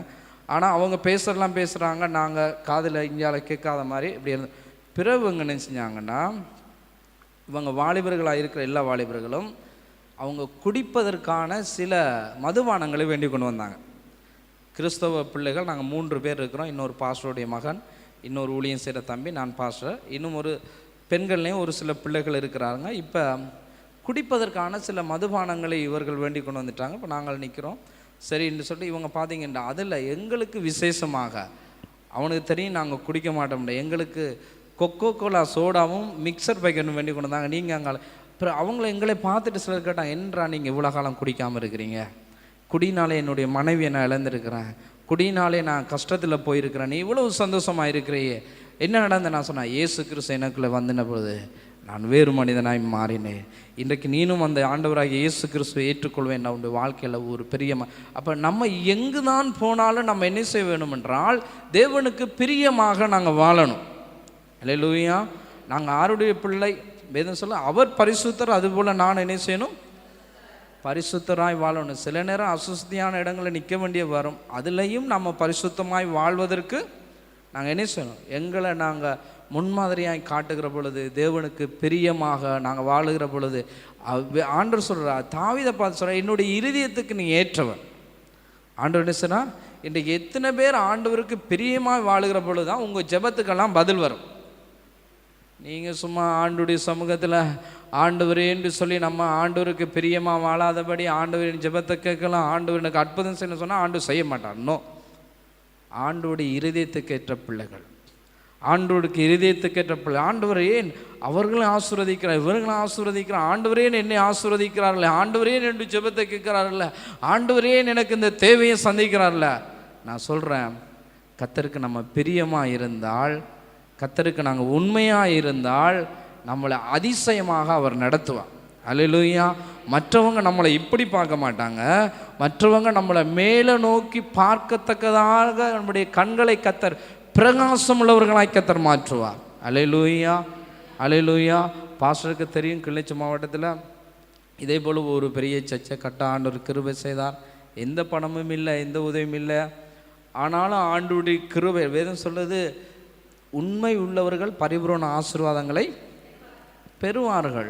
சாதாரணமாக ஒரு அம்மா கொழும்பில், எங்கள் இலங்கையில் இருக்கிற ஒரு அம்மா, யுத்தம் முடிந்து ஒரு 5-6 ஆண்டுகளுக்கு பிறகு ஒரு விதவைகளுக்கு, அங்கு கஷ்டப்படுகிற ஜனங்களுக்கு எதையாகிலும் ஒரு வாழ்வாதார உதவி செய்வதற்காக வந்திருந்தார்கள்.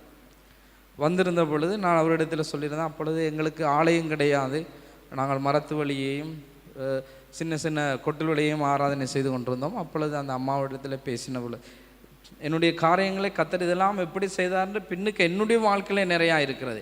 நான் சொல்கிறேன், இன்றைக்கு ஒரு நாள் நானும் நீங்களும் ஆண்டவருக்கு கிரயம் செய்யாமல், ஆண்டவருக்கு கொடுக்காமல் ஆண்டவரும் சிலதை செய்ய மாட்டான். அல்லேலூயா, அல்லேலூயா. அந்த பெரிய ஆலயத்தை கட்டுவதற்கு பின்னுக்கு ஒரு பெரிய சாட்சி இருக்கிறது. அல்லேலூயா. அது என்னவென்று சொல்லி பார்த்தால், இந்தியாவால் எங்களுக்கு 12 தகரம் கொடுத்தாங்க. இடம்பெயர்ந்து வந்த பொழுது நாங்கள் ஒரு வீடை போட்டு நாங்கள் இருக்கணும் அப்படின்னு கொடுத்தாங்க. ஆனால் நம்ம தேவனின் வீடு பாழாய் கிடக்குதே, நாமோ நமக்காய் வாழ்வது நியாயமா? அப்போ தேவனுடைய வீடு கூடாரத்துக்கு ஒன்றும் இல்லை. இப்போ ஆண்டவர் என்னோட பேசுகிறார், 12 தகரம் இப்போ எங்களுக்கு இந்தியா தேசத்துலேருந்து அங்கே கப்பல் வழியாக எல்லா மக்களுக்கும் கொடுத்தது. கிட்டத்தட்ட ஒரு 1.5 லட்சம் மக்களுக்கு எல்லாருக்கும் 12 தகரம். ஏண்டா வீடு அழிக்கப்பட்டுட்டு ஒன்றும் இல்லை, வசதி கிடையாது, நாங்கள் போயிருக்கிற பொழுது வெறும் 10 பாம்பு பூச்சி, இப்படிப்பட்ட ஒரு சூழ்நிலையில் வீடு கிடையாது. நானும் என்னுடைய மனைவியும் ஒரே ஒரு பிள்ளையும், கிட்டத்தட்ட 4 மாதம் என்னுடைய பிள்ளைக்கும் நாங்கள் ஒரு மாமரத்தை கீழே நுழம்பு விலை கட்டிட்டு கிட்டத்தட்ட 2 கிழமை எங்களோட வாழ்க்கை அப்படித்தான்.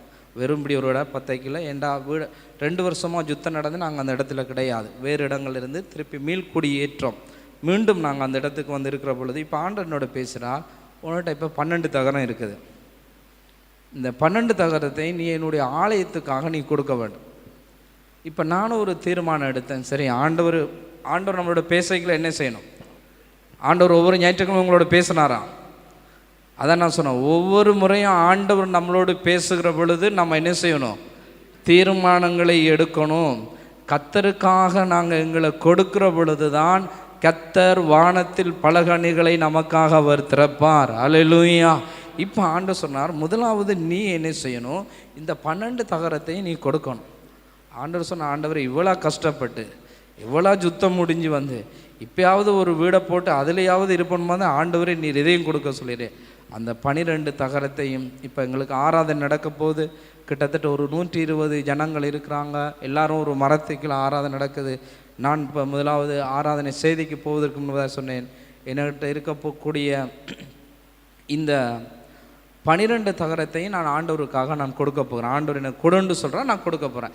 இப்போ இதே போல் இருக்கக்கூடிய உங்களிடத்துலையும் என்ன செய்யப்பட்டிருக்கு? 12 தகரம் கொடுக்கப்பட்டிருக்கு. இப்போ நான் சொல்கிறேன், ஒன்று நீங்கள் எல்லாரும் தந்தால் நாங்கள் ஒரு அழகான ஒரு ஆலயத்தை கட்ட முடியும் என்று சொன்ன பொழுது, ஒரு சிலர் வந்து நீங்கள் ஒருவேளை ஒரு தகரம் வேண்டக்கூடிய காசு ஒரு 1000 ரூபாயோ இல்லாவிட்டால் ஒரு தகரமாகவோ நீங்கள் கொடுக்கலாம். எல்லாரும் கொடுத்தார்கள். இப்பொழுது நாங்கள் ஒரு ஆலயத்தை போட்டோம். இன்றைக்கு அந்த ஆலயம் இருக்கிறது. பாஸ்டர் யேசுதாசன் பாஸ்டர் அங்கே வந்திருக்கிறார்.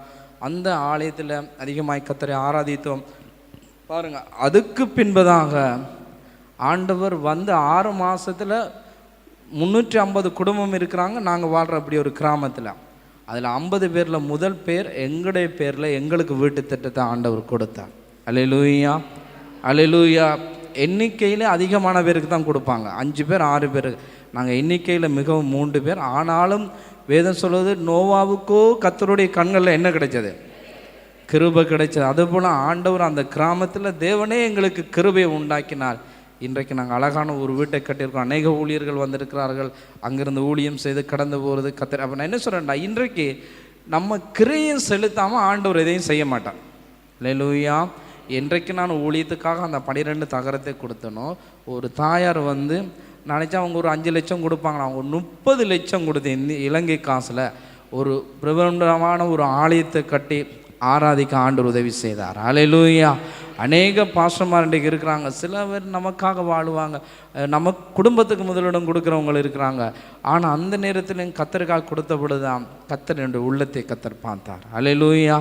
எல்லாரும் யோசிப்பாங்க, எப்படி இவ்வளோ பெரிய ஆலயத்தை கட்டினார்? ஒரு மகிமையான ஒரு பிரசனம் இருக்கும், அதுக்குள்ள வந்தால் ஒரு மகிமையான ஒரு விடுதலை இருக்கும். நான் சொல்கிறேன், நாங்கள் உண்மை உள்ளவர்களாய் தேவனுக்கு பிரியமாய் வாழ்வோம் என்றால் அவர் நிச்சயமாக வானத்தின் பலகணிகளை திறந்து நம்மளை ஆசீர்வதிக்கிற நல்ல தகப்பனாக இருக்கிறார். அல்லேலூயா, அல்லேலூயா. அப்போ நம்ம என்ன செய்யணும்? கஷ்டங்கள் பாடுகள் வருகிற பொழுது நம்ம என்ன செய்யக்கூடாது? அப்பா எங்களோட பிள்ளையாக இருக்கிற பொழுது சில முறுமுறுப்பு வரும், வேதனை, கஷ்டம், துன்பம் வரும். ஆனாலும் அவைகளிலே தேவனுக்கு பிரியமாக இருக்க நானும் நீங்களும் பழகிக்கொள்ள வேண்டும். இன்னொரு வசனங்களை நாங்கள் வாசிப்போம். மத்திய எழுதின புத்தகம் 3ஆம் அதிகாரம் 17வது வசனம்.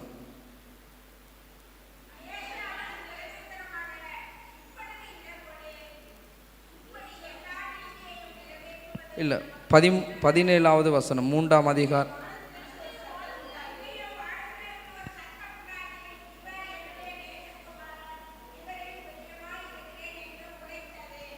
பாருங்க, அன்றியும் வானத்திலிருந்து ஒரு சத்தம் உண்டாகி, இவர் என்னுடைய நேசகுமாரன், இவரில் பிரியமாயிருக்கிறேன் என்று உரைத்தது. அல்லேலூயா. அப்போ ஆண்டவர் ஞானஸ்தானம் பெற்று அவர் வெளியில் வருகிற பொழுது ஒரு சத்தம் வருது. என்ன சரி? இவர் என்னுடைய நேசகுமாரன், இவரில் நான் பிரியமாய். ஆராதனை முடிஞ்சிட்டு நம்ம ஆண்டவர் இடத்துல போகிற பொழுது ஆண்டவர் வாசலை தாண்டி ஆண்டவர் எங்களை பார்க்கணும். எனக்கு பிரியமான மகள், எனக்கு பிரியமான பிள்ளை என்று சொல்லி ஆண்டவர் என்ன செய்யணும்? உங்களையும் என்னையும் பார்த்து ஆண்டவர் பிரியப்படுவதற்கு ஏற்றவாறு நாங்கள் வாழணும். அல்லேலூயா. இயேசு கிறிஸ்து அநேகர் ஞானஸ்தானம் எடுத்தாங்க. யோவான் இடத்துல வந்து அநேகர் ஞானஸ்தானம் யாருக்கும் சொல்லப்படலை. அப்போ ஆண்டவரே பிரியமான என்னுடைய பிள்ளை என்று அவர் அழைக்கப்படுகிற பொழுது ஆண்டவர் நம்மளை பார்த்து எப்படி அழைக்கிறனா? எனக்கு பிரியமான மகளே, எனக்கு பிரியமான தாயார், எனக்கு பிரியமான சகோதரி. ஆண்டவர் நம்மளை அழைக்கிற பொழுது அப்படி தான் அழைக்கிறார். அல்லேலூயா, அல்லேலூயா. நான் சொன்னேன், நமக்கு ஆண்டவர் அதிகாரங்களை கொடுத்திருக்கிறார், ஆசீர்வாதங்களை கொடுத்திருக்கிறார். அவர் நம்மளை பிரியமான மகனே மகளே என்று அவர் அழைக்கிறார். அல்லேலூயா. நாங்கள் செபிக்கும் பொழுது, நாங்கள் வேண்டும் போதெல்லாம் ஆண்டவர் எங்களை அழைக்கிற தேவனாக இருக்கிறார். இயேசுவானவர் பாருங்க, அவருடைய முன்மாதிரிகளை நாங்கள் நடக்க வேண்டும். எத்தனை பேர் ஆண்டவர் வச்ச முன்மாதிரியை, அவருடைய எந்த மனுஷனுடைய முன்மாதிரியை நாங்கள் ஃபாலோ பண்ண தேவையில்லை. சில நேரம் நம்முடைய பாஸ்டர் இடத்துல அவர் செய்கிற நல்ல குணங்கள், அவர் செய்கிற நல்ல காரியங்கள் நம்ம இருக்குமானா நம்ம அதை என்ன செய்யணும்? நம்ம பாஸ்டரை போலயே நம்ம ஆண்டவரை போலுக்கு நம்ம வாழணும். நம்ம ஆண்டவரை போலயே நம்ம செபிக்கணும். அந்த இருதயத்துக்கு ஏற்றபடி, அந்த வாஞ்சைக்கு ஏற்றபடி ஒரு ஊழியக்காரனோடு கூட வேதம் சொல்லுது, என்னோட ஊழியக்காரன் எங்கே இருக்கிறானோ நான் அங்கு இருக்கிறேன். அல்லேலூயா. ஆண்டவர் வந்து ஒரு ஊழியக்காரனை ஆண்டவருக்கு அடுத்தபடி அங்கே ஆண்டவர் யாரை வச்சிருக்கிறார்? ஊழியக்காரன் வச்சிருக்கிறார். அப்போ ஊழியக்காரன் இடத்துல வந்து வார்த்தை வருகிறது, ஊழியக்காரத்து நமக்கு ஆசீர்வாதம் வருகிறது. ஊழியக்காரருக்குள்ளே கத்தர் எல்லா அபிஷேகங்களையும் எல்லா நன்மைகளையும் கத்தர் வைத்திருக்கிறார். ஆனால் அப்படின்னால இன்றைக்கு நிறைய பேர் ஏன் ஆசீர்வாத நன்மைகள்லேருந்து போகிறாங்கண்டா, இன்றைக்கி ஒரு சிலர் இருக்கிறாங்க, ஆண்டவர் வைத்திருக்க ஊழியக்காரனுக்கு உரமாய் முறுமுறுப்பது, ஆண்டவர் வைத்திருக்கிற தேவ பிள்ளைகள் அபிஷேகப்பட்டவர்களுக்கு உரமாய் முறுமுறுப்பது. இன்றைக்கி நான் சொல்கிறேன், இப்படிப்பட்ட காரியங்கள் நம்முடைய வாழ்க்கையில் இருக்குமானால் சில நேரம் வரும், முறுமுறுப்பு வரும், போராட்டம் வரும், கஷ்டங்கள் வரும். ஆனால் நாங்கள் இவைகளிலிருந்து கர்த்தருக்கு பிரியமாய் வாழ நாங்கள் வாழணும். நீங்கள் எப்பயும் சொல்லணும், ஆண்டவரே உமக்கு நான் பிரியமாய் வாழணும், ஆண்டவரே உமக்கு நான் அன்பாக இருக்கணும், ஆண்டவர் உம்முடைய பார்வையில் நம்ம செபிக்கிற பொழுது ஒவ்வொரு நாளும் எங்களை மறுரூபம் ஆக்குவதற்கு நாங்கள் என்ன செய்யணும்? எங்களை நாங்கள் ஒப்பு கொடுத்து நாங்கள் பழக வேண்டும். ஒரு பாவம் செய்யக்கூடிய காரியம் வருமானால் கூட நான் சொல்லணும், ஆண்டவரே நான் இந்த பாவத்தை செய்ய மாட்டேன், ஆண்டவரே இந்த பொய்யை நான் சொல்ல மாட்டேன், ஆண்டவரே நான் உமக்கு பிரியமாய் நான் சின்ன சின்ன காரியங்கள் எல்லாம் தேவனுக்கு நாங்கள் பிரியமாய் வாழ்ந்தா தான் நான் சொல்கிறேன், நீங்கள் உண்மை உள்ளவர்களாக இருக்கிற பொழுது கர்த்தர் உங்களை அநேகத்தில் உங்களை அதிபதியாக, உங்கள் குடும்பத்தை, உங்கள் பிள்ளைகளை, உங்கள் சந்ததியை கர்த்தர் நினைச்சுவார் அந்த பூமியில் அவர் ஆசீர்வதிப்பார். அல்லேலூயா. நான் ஒன்று இந்த சத்தத்தில் நான் கேட்டேன், பின்னுக்கு இருந்து சிஸ்டர் ஜெபவிண்ணப்பம் செய்து கொண்டிருக்கிற பொழுது நாங்கள் இவைகளெல்லாம் பார்த்து கொண்டிருக்கிறோம், எத்தையோ விண்ணப்பங்களை பார்த்து ஜெபித்தோம். இது என்னத்தை கடனா, இவைகளெல்லாம் சம்பவித்து கொண்டிருக்கிற ஆண்டவர் என்ன செய்கிறார், சீக்கிரமாய் வரப்போகிறார். அவருடைய வருகைக்கான அடையாளம். இன்னும் ஒரு வருஷத்துக்கு மேலே போகலாம், நாளைக்கு வரலாம், ஆனால் ஆண்டவர் எப்போ வருவார்னு தெரியாது. ஆனப்படி இவைகளெல்லாம் சம்பவிக்கிறதை பார்க்கிற பொழுது நான் என்ன செய்யணும், ஆயத்தமாக இருக்க வேண்டும், ஆண்டவருக்கு பிரியமாக இருக்க வேண்டும், பரிசுத்தமாக இருக்க வேண்டும், தேவனுக்கு பயபக்தியாய் நாங்களும் எங்களுடைய குடும்பமும் கர்த்தரை ஆராதிப்பதற்கு நாங்கள் என்ன செய்யணும், நாங்கள் வழி நடத்த வேண்டும் என்று தேவன் விரும்புகிறார். இன்னும் ஒரு வசனத்தை நாங்கள் வாசிப்போம். 1 பேதுரு 1 அதிகாரம் 1 பேதுரு 1 அதிகாரம் 14வது வசனம்.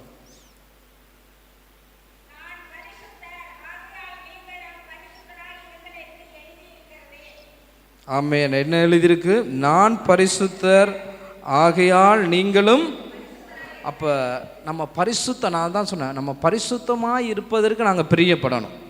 எப்பொழுதும் ஆண்டவரே நான் பாவம் செய்யாதபடி கண்களினாலே, பேச்சினாலே, வாயினாலே, சிந்தனைகளினாலே நம்ம என்ன செய்யக்கூடாது. பிசாசை நம்ம எப்படி கொண்டு வருவான், கோபப்படுத்துகிற காரியங்களை கொண்டு வருவான். அப்போ ஆண்டவருக்கு பிரியமாக வாழ முடியாது. கோவப்பட்டு எரிச்சல் பட்டு நான் சொன்னது போல் அப்போ ஆண்டவர் பரிசுத்தமாக இருப்பேன். ஆண்டவர் என் நாவில பரிசுத்தம், ஆண்டவர் நாங்கள் ஜெபிக்கிற பொழுது ஆண்டவர் என் சிந்தையை ஆளுக செய்யுங்க, என் இருதயத்தை பரிசுத்தப்படுத்துங்க, ஆண்டவர் ஒரு கள்ளங்கபடி இல்லாமல் என்னை காத்துக்கொள்ளுங்க. அல்லேலூயா, அல்லேலூயா. தேவனுக்கு தேவை அவருக்கு பிரியமான பிள்ளைகள். ஆண்டவர் உங்களையும் என்னையும் அவர் ஒரு பிரியமான பிள்ளைகளை அழைத்து இருக்கிறார். இந்த உலகத்தில் யாரும் எங்களை அழைக்க முடியாது. சிலர் நம்முடைய தாய் தகப்பன் கூட நம்மளை என்ன செஞ்சிருவாங்க, நல்ல பிள்ளை என்று சொல்ல மாட்டாங்க. ஆனால் ஆண்டவர் எப்போ என்னுடைய மகனே, என்னுடைய மகளே, என்னுடைய பெரியமே அப்படின்னு நம்ம ஆண்டோட சமூகத்தில் எப்பெல்லாம் நாங்கள் வர்றோமோ அப்போ ஆண்டவர் ஆராதனை பார்க்க என்னுடைய பிரியமான மகள், எனக்கு உகந்த மகள், எனக்கு உகந்த மகள் என்னை ஆராதிக்கிறாளே, என்னை துதிக்கிறார்களே. ஆண்டவர் நாங்கள் ஜெபிக்கிற பொழுதுதான் பல ஆசீர்வாதங்களை, பல நன்மை, அப்படிப்பட்டவர்கள் மீது தான் பல ஆசீர்வாதங்கள் வரும், அப்படிப்பட்டவர்கள் மீது தான் பல நன்மைகளை கர்த்தர் திறப்பா. அல்லேலூயா. ஆனபடினால ஒன்று அவர் பரிசுத்தர். சிலர் நம்ம அப்பா சொல்லுவோம், அடே என் மானத்தை நீ வேண்டிடாதடா, அடே நீ எனக்கு ரோம ஏதாவது ஒன்று செய்யறாது. ஏன்னு சொன்னால் எங்கள் கௌரவம் போயிடக்கூடாது, எங்கள் அந்தஸ்து போயிடக்கூடாது. அப்போ ஆண்டவர் பார்க்குறார், நான் பரிசுத்தராக இருந்தால் என்னுடைய பிள்ளைகள் பரிசுத்தமாக இருக்கணும், என்னுடைய பிள்ளைகள் என்னை போலவே வாழணும், என்னுடைய பிள்ளைகளை என்னை போலவே இருக்கணும்னு ஆண்டவர் என்ன செய்கிறார். கஷ்டம்தான், நாங்கள் வாழுகிற இந்த பூமியில் கஷ்டம்தான். ஆனாலும் தேவனுடைய வார்த்தைக்கு நான் நீங்கள் கட்டாயம் என்ன செய்யணும், கீழ்ப்படிஞ்சு ஆகவனு. கீழ்ப்படுகிற பிள்ளைகளுக்கு தான் தேவன் ஆசீர்வாதங்களையும் நன்மைகளையும் கொடுக்கிற தேவனாக இருக்கிறார். பார்க்குங்க, ஆபிரகாமை தேவன் ஆசீர்வதிப்பதற்கு காரணம் ஆண்டவர். ஆபிரகாம் தேவனுக்கு கீழ்ப்படிந்தார். ஆண்டவர் சொன்னால், உன்னோடாக இந்த சந்ததியை நான் பெருக பண்ணுவேன், வானத்தின் நட்சத்திரங்களைப் போல என்ன கூடுமானால் உன்னை நான் ஆசீர்வதிப்பேன். ஆனால் ஆபிரகாமுடைய வாழ்க்கையில் ஒன்றுமில்லாத பொழுது ஆபிரகாம் 25 வருடங்கள் அவன் பல பாடுகளில், பல உபத்திரங்களில், நம்ம சிலர் ஆண்டவர் தருகிறதுக்கு மாத்திரமில்லை, ஊழிய பாதையாக இருக்கலாம், ஆவிக்குரிய வாழ்க்கையாக இருக்கலாம், ஜீவமாக இருக்கலாம், நம்ம கர்த்தருக்காக 25 வருடங்கள் இல்லை 50 வருடங்கள் ஆனாலும் கர்த்தருக்காக நானும் நீங்களும் பிரியமாய் வாழ்வதற்கு ஒப்பு கொடுக்க வேண்டும். அல்லேலூயா, அல்லேலூயா. கர்த்தர் நல்லவர். இன்னொரு வசனத்தை வாசிப்போம். அப்போஸ்தலர் 5 அதிகாரம் 29 வசனம்.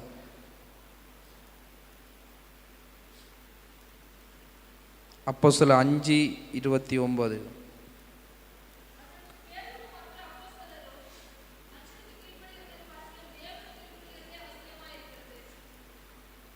பாருங்க, மனுஷருக்கு கீழ்ப்படிவதை பார்க்கிலும் தேவனுக்கு கீழ்ப்படிவதே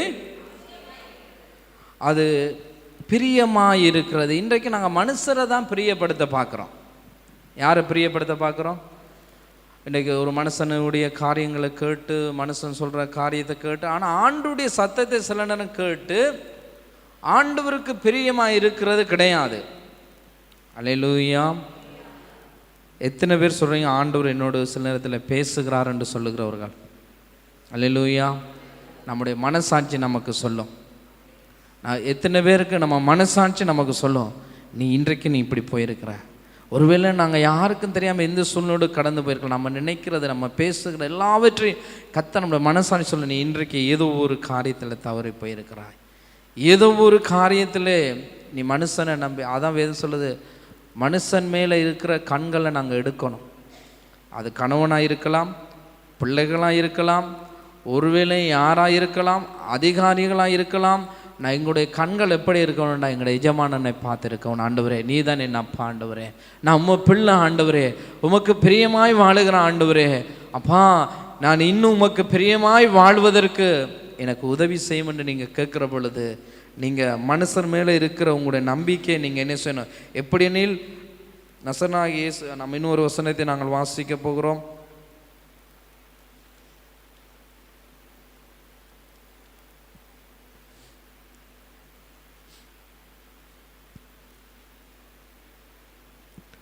நாங்கள் எடுத்துக்கொள்வோம் 1 தெசலோனிக்கர் 5ஆம் அதிகாரம் 5ஆம் வசனம்.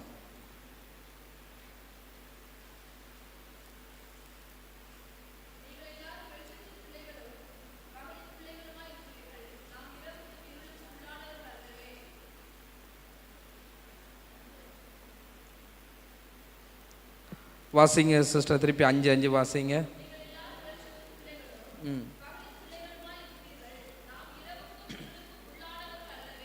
பாங்க, நாங்கள் இரவுக்கும் இருளுக்கும் உள்ளவர்கள் அல்ல.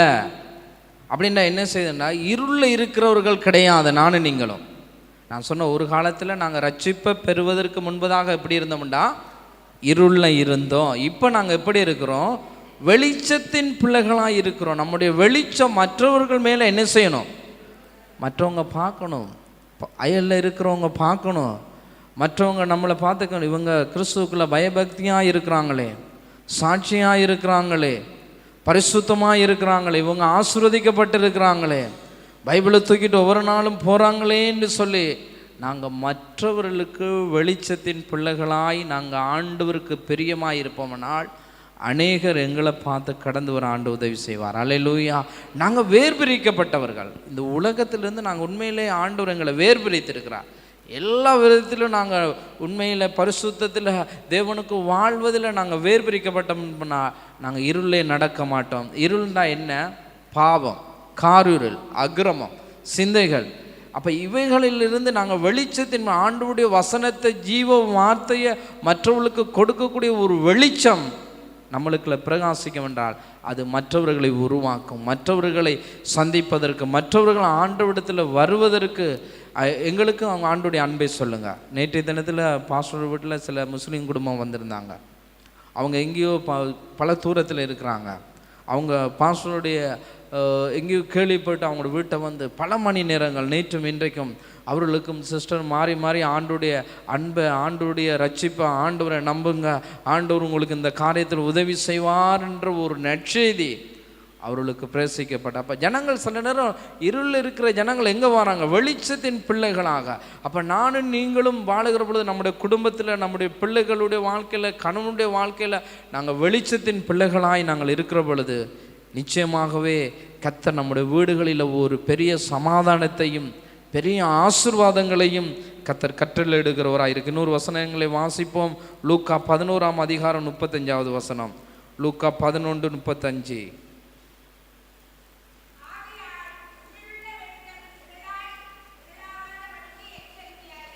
பாருங்க, உன்னிடத்தில் இருக்கிற வெளிச்சம் இருளடையாதபடி எச்சரிக்கையாயிரு. நம்மள்கிட்ட இருக்கிற வெளிச்சம் எப்படி இருக்கக்கூடாது? எப்பெல்லாம் அது இருளடையும் சொல்லுங்க? எப்பெல்லாம் இருளடையும்? ஆண்டுடைய வார்த்தைக்கு கீழ்ப்படியாமல், ஜெபிக்காமல், உபவாசம் இருப்பாமல், ஆண்டுடைய விட்டு நம்ம தூரமாய் போகிற பொழுது, சில உலக பாரம்பரியங்களை நாங்கள் கை கொள்ளுகிற பொழுது, நம்ம விட்டு வந்த அந்நிய தேவர்களை நாங்கள் பின்தொடர்கிற பொழுது, இன்றைக்கு சில நேரம் பிசாசு அநேகரை பிடித்து கொள்ளுகிறான். இன்றைக்கு அநேகருக்குள்ள போராட்டம் இருக்கிறது. ஏன்? நம்ம பெற்றுக்கொண்ட அபிஷேகம், நம்ம பெற்றுக்கொண்ட சத்தியம், நம்ம பெற்றுக்கொண்ட வார்த்தை, இப்போ இவைகளெல்லாம் நாங்கள் இழந்து போன பொழுது நான் இன்றைக்கு சொல்கிறேன், ஆரம்பத்தில் கொண்ட அன்பு முடிவு வரையும் நம்ம வாழ்க்கையில் இருக்கணும். அல்லேலூயா, அல்லேலூயா. ஒரு நாளும் குறைந்து போகக்கூடாது. கிறிஸ்துவ வாழ்க்கைங்கிறது குறைந்து போகிறது கிடையாது. எப்படி இருக்கணும்? நாளுக்கு நாள் உள்ளான மனிதன் நாளுக்கு நாள் புதிதாக்கப்படுகின்ற நேரம் இது. அப்போ உள்ளான மனிதன் எப்போ என்ன செய்யணும்? நாளுக்கு நாள். அப்போ எப்போ இருள் அடையும்டா? பிசாசுக்குரிய காரியங்கள் நம்முடைய வாழ்க்கையில் வருமானால், அவனுக்குரிய காரியங்கள் நம்முடைய வாழ்க்கையில செயல்பட ஆரம்பிக்குமானால், நம்ம யோசிக்கணும், இந்த காரியம் பிசாசுனால வருது, இந்த காரியத்தை பிசாசு கொண்டு வர்றான். ஆனபடினால இவன் இருளாக வந்தால் நம்முடைய மனக்கண்கள்லாம் மூடப்பட்டுரும். பிறகு நம்முடைய வார்த்தை என்ன வரும்? அபிவிசுவாசம் தான் வரும். அபிவிசுவாசம் வரும். அபிவிசுவாசம் வந்தால் ஒன்றுமே நடக்காது. ஏன்? ஆண்டவர் போயிட்டார் நம்மளை விட்டு. ஆண்டவர் நம்மளை விட்டு போயிடுவார். பிறகு நம்ம சொல்ல தேவையில்லை, நமக்கு இருக்கக்கூடிய அழுக்கெல்லாம் நீங்கள் திருப்பி நம்ம என்றைக்கு ஆண்டவர் உணர்ந்து, ஆண்டவரே நான் ஏதோ ஒரு தவறு செய்திருக்கிறேன், ஏதோ ஒரு பாவம் செய்திருக்கிறேன், அதனால் ஆண்டவர் என்னுடைய வாழ்க்கையில் சில சஞ்சலங்களை, சில போராட்டங்களை நான் கண்டிருக்கிறேன். வேதம் சொல்ல, தன் பாவங்களை மறைக்கிறவன் அவைகளை அறிக்கை செய்யணும். ஆண்டவர் என்னை எங்கே தவறி இருக்கிறேன், ஆண்டவர் எங்கேயோ பாவம் செய்திருக்கிறார், அதனால தான் ஆண்டவர் எனக்கு. சில நேரம் பாருங்கள், எங்களை உணர்த்தக்கூடிய சில ஆண்டவருடைய வழிநடத்தில் நாங்கள் பெறுவோம். நான் எங்கேயோ ஒன்று தவறிட்டேன். சில நாங்கள் உணர்கிறோம், சில நேரம் நாங்கள் எங்களை ஆராய்ந்து பார்க்குறோம். ஆண்டவரே நான் எங்கேயோ தவறி இருக்கிறேன்னா, ஆண்டவர் ஏன் ஆண்டவர் எனக்கு இந்த சோதனை வந்தது, ஏன் ஆண்டவர் எனக்கு பாடுகள் பல வழியிலே வரலாம். சில நேரம் நாங்கள் ஆண்டவர் உணர்த்தப்படுகிற பொழுது எங்களை நம்ம ஆண்டவருக்கு நேரம் அப்படியே நாங்கள் சரணடைந்து, ஆண்டவரே நான் உங்கள் பிள்ளை, ஆண்டவரே ஆண்டவரை மீண்டும் என்னை ஏற்றுக்கொள்ளும் என்று சொல்லி பாருங்கள். கெட்ட குமாரனுடைய மகன் அவன் போனபோது எப்பொழுதும் அப்பாவுடைய கண்கள் எப்படி இருந்தது? என்னுடைய பிள்ளை எப்பொழுது வருவான், என்னுடைய பிள்ளை எப்பொழுது வருவான் என்று. சில நேரம் ஆண்டவர் நம்மளை பார்த்து அப்படித்தான் ஆண்டவர் ஏங்குகிறார். நம்ம ஒருவேளை ஆண்டவர் விட்டு ஜெப குறைவாக இருக்கிற பொழுது, ஆண்டவர் விட்டு வேத வாசிப்பு குறைவாக இருக்கிற பொழுது, நாங்கள் ஆண்டவருக்கு கொடுக்க வேண்டிய நேரத்தை சரியாகி கொடுக்குற பொழுது, நல்லா ஆதியில் ஜெபித்த பிள்ளை, நல்லா ஊழியம் செய்த பிள்ளை, ஆண்டவருக்காய் ஓடின பிள்ளை, பிசாசு ஏதோ ஒரு தடை பண்ணி இருக்கிறான். இன்றைக்கு அநேகரை எழும்ப முடியாதபடி அவன் மறைமுகமாய் கிரியை செய்வான். நீங்கள் சொல்லணும், ஆண்டவர் இருள் என்னுடைய வாழ்க்கையில் வரக்கூடாது, என் குடும்பத்தில் வரக்கூடாது, என் கணவனுடைய வாழ்க்கையில் வரக்கூடாது, எங்கள் சபையில், எங்கள் ஊழியத்தில் ஆண்டவரே எல்லா தடைகளையும் நீங்கள் விளக்கணும் ஆண்டவரே அப்படின்னு நம்ம ஜெபிக்கிறவளாய் மாறுகிற பொழுது அங்கே இருள் இருக்கிறத பிசாசு வரவே முடியாது. அல்லேலூயா, அல்லேலூயா. ஆனபடினால அந்த இருள் வராதபடிக்கு நம்மளை என்ன செய்யணும்? எல்லாவற்றிலும் நம்ம காத்து நம்ம நடக்கிற பொழுது கர்த்தர் நம்ம மகிமையாய் நடத்துகிறவராக இருக்கிறார். நம்ம மாம்சத்துக்கு இடம் கொடுக்குற பொழுது, இந்த மாம்சம் சிந்தம், மாம்சம் உலக காரியங்கள், எங்கே பார்த்தாலும் உலக காரியங்கள். இன்றைக்கு ஒரு சபையில் நாங்கள் ஒரு முதல் கூட்டம் வைக்கிறோம், ஒரு கண்டிப்பான ஒரு கூட்டம், ஒரு அபிஷேக கூட்டம், ஒரு ஊழியக்காரர் வருகிறார். நான் சொல்கிறேன், எத்தனை லட்சம் இருந்தாலும் நம்ம ஆண்டுடைய சமூகத்தில் முதலாவது நாங்கள் வருகிற பொழுது, இன்றைக்கி உலகத்தில் இருக்கக்கூடிய காரியங்கள்லாம் அநேக நேரங்களை பார்க்குறோம், வேதத்தில் பார்க்குறோம். மார்த்தார் மரியாளுக்கு நாங்கள் குறித்து பார்க்குறோம். மரியாள் தன்னை விட்டு எடுபடாத, மார்த்தாலோ பற்பல வேலைகளை செய்வதெல்லாம். இன்றைக்கு உலகத்தில் அப்படி தான் இருக்கணும். ஆண்டவரே எனக்கு அது செய்யணும், ஆண்டவரே இது செய்யணும், அங்கே போகணும், ஆண்டவரே உடைய பாதத்தில் நீங்கள் இருக்க ஜெபிக்க நினைக்கிறேன். இன்றைக்கு நாங்கள் பெண்களாய் நீங்கள் இதில் கூடி வந்திருக்கோம். உங்களோட வாழ்க்கையில் இன்னும் ஒரு பெரிய வெளிச்சத்தை, நான் சொல்கிறேன், நான் டிபாசிட்னு சொல்லி ஒரு பிரசங்கம் பண்ணேன். ஆண்டவர் எனக்கு கொடுத்தா. இன்றைக்கு சில நம்ம பணங்களை சேமிக்கிறோம், பிள்ளைகளுக்கு சில காரியங்களுக்கு, எங்களோட தேவைகளுக்கு. அதுபோல் நீங்கள் ஜெபத்தை ஒரு மணித்தாலும் நீங்கள் ஜெபிக்கிறோம்ல, இல்லை இன்னும் ஒரு மணித்தாலும் ஜெபிச்சிங்கன்னா பரலோகத்தில் உங்கள் ஜெபம் அதிகமாக சேகரிக்கப்பட்டு உங்களுக்கு ஜெபம் குறையிற பொழுது அது உங்களுக்கு காசாய் மாறும். அல்லேலூயா, அல்லேலூயா. ஆனபடினாலே ஜெபத்தை நீங்கள் அதிகரிக்க வேண்டும். தனிப்பட்ட நிதியில் நேரம் கிடைக்கிற டைமில் நம்ம ஜெபிக்கிற போல அந்த ஜெபம் ஒரு டிபாசிட்டாக நீங்கள் சொல்லணும், என்னுடைய ஜெபத்தினுடைய டிபாசிட் எப்பொழுதும் குறையக்கூடாது ஆண்டவரே. ஒருவேளை பணம் உங்களுக்கு தட்டுப்பாடாக வருகிற பொழுது அந்த ஜெபம் உங்களுக்கு பெரிய ஒரு ஆசீர்வாதமாக இருக்கும். அந்த ஒன்றுமே இல்லாமல் குறைபட்டுட்டுண்டா அது இருளாக போயிடும். அது என்ன சொன்ன, எங்கேயாவது போய் ஆற்றையாவது தான் கேட்கணும். அப்போ உங்கள்கிட்டயே அபிஷேகம், உங்களுக்குள்ளே விடுதலை, உங்களுக்குள்ளே ஜெபம், உங்களுக்குள்ளே கர்த்தரை குறித்ததான ஒரு ஆழமான ஒரு காரியம் இருக்குமானால் நீங்கள் என்றைக்கு நீங்கள் அசைக்கப்பட மாட்டீங்க. அல்லேலூயா. புயல் வரும், காற்றடிக்கும், அங்கே இது நடக்குது, எல்லாம் நடக்குது, ஆனாலும் ஆண்டவர் நம்மளை என்ன செய்ய மாட்டார். யார் என்னை கைவிட்டாலும் இயேசு கைவிட மாட்டார், கைவிட மாட்டார், கைவிட மாட்டார், கைவிடவே மாட்டார், கைவிடவே மாட்டார். அப்போ எங்களுக்கு அந்த டைமில் என்ன தெரியுமா வரும்? ஆண்டவரை தான் பாடுவோம். சில நேரம் நம்ம அப்படிப்பட்ட பாடல்கள் நம்முடைய வாழ்க்கையில் வரணும். ஆண்டவரே, யார் என்ன கைவிட்டாலும் நீங்கள் கைவிட மாட்டீங்க. ஆண்டவரே, உமக்கு பிரியமானது, ஆண்டவருக்கு சொல்லுவோம், உமக்கு பிரியமானதை செய்ய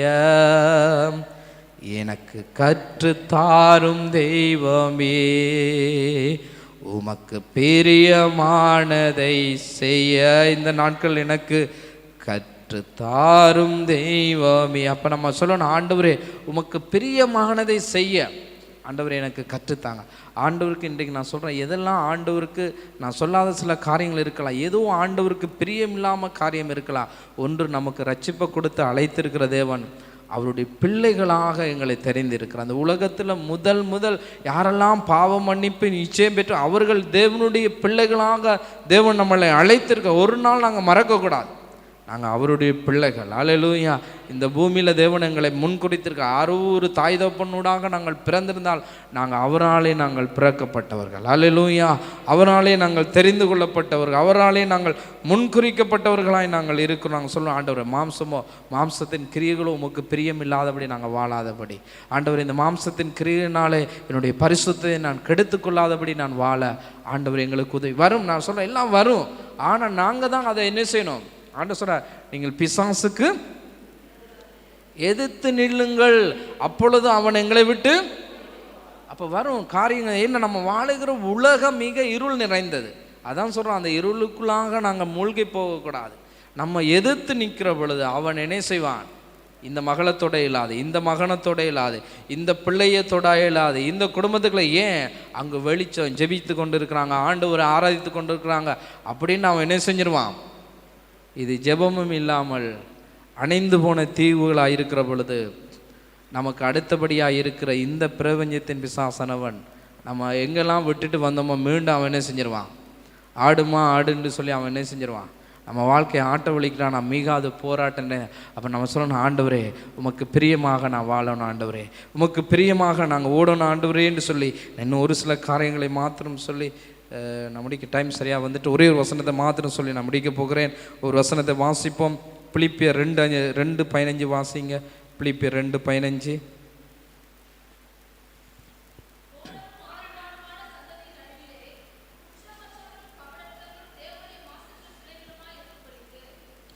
குற்றமற்றவர்களும் மாசற்றவர்களுமாய் நாங்கள் வாழும்படிக்காக தேவன் எங்களுக்கு அழைத்திருக்கிறார். அப்போ ஆண்டவர் சொல்ல, ஆண்டவரே நான் மாசற்றவர்களோடு குற்றமற்றவர்களாய் நான் வாழ்வதற்கு ஆண்டவரே நீர் எனக்கு உதவி செய்யும் என்று நாங்கள் கேட்க வேண்டும். இன்னொரு வசனங்களை வாசிப்போம். ஜூதா 1:24. இன்னொரு வாசிங்கள். ஜூதா 1:24.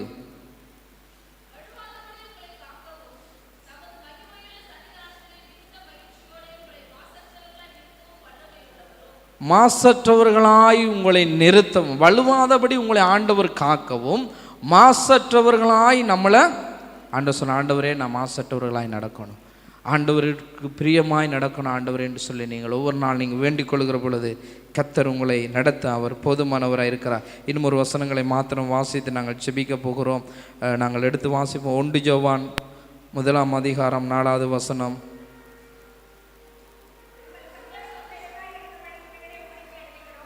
இல்லை 2 யோவான் 1:4 வசனம். 2 யோவான் 1:4 வசனம்.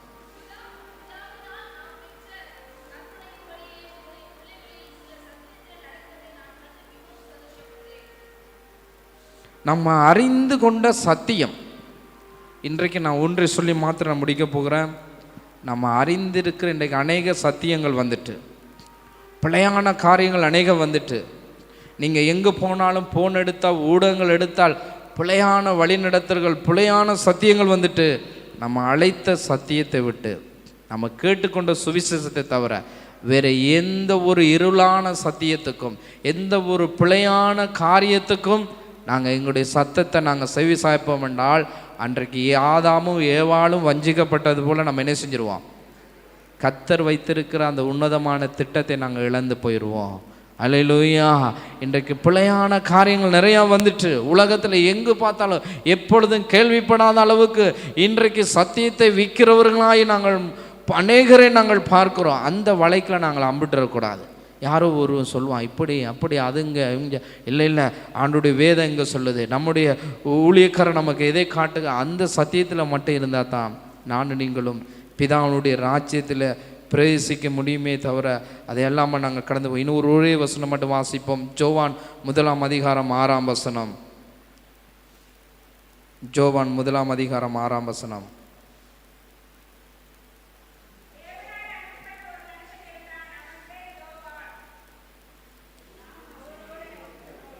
நாம் அவரோடு கூட ஐக்கியப்பட்டிருந்தோம்.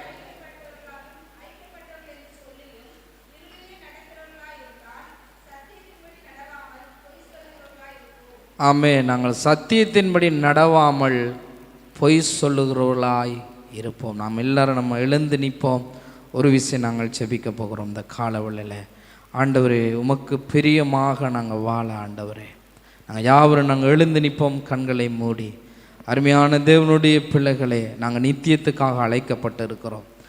நித்திய ராஜ்யத்துக்காக நானும் நீங்கள் அழைக்கப்பட்டிருக்கிறோம். ஆண்டவர் உங்களை என்னை என் அருமையான மகனே, அருமையான பிள்ளையே என்று கர்த்தர் இந்த காலவெளியில் உங்களை என்னை அழைக்கிறார். ஆண்டவர் அழைத்த அழைப்புக்கு நானும் நீங்களும் உத்தரவாதமாய் கடந்து போவதற்கு இந்த உலகத்தில் அநேக பாடுகள் வரும், அநேக வேதனைகள் வளரும், அநேக கஷ்டங்கள் வரும். ஆனாலும் கர்த்தர் நமக்கு பல அதிகாரங்களையும் பல நன்மைகளையும் பல ஆசீர்வாதங்களையும் கர்த்தர் வைத்திருக்கிறார்.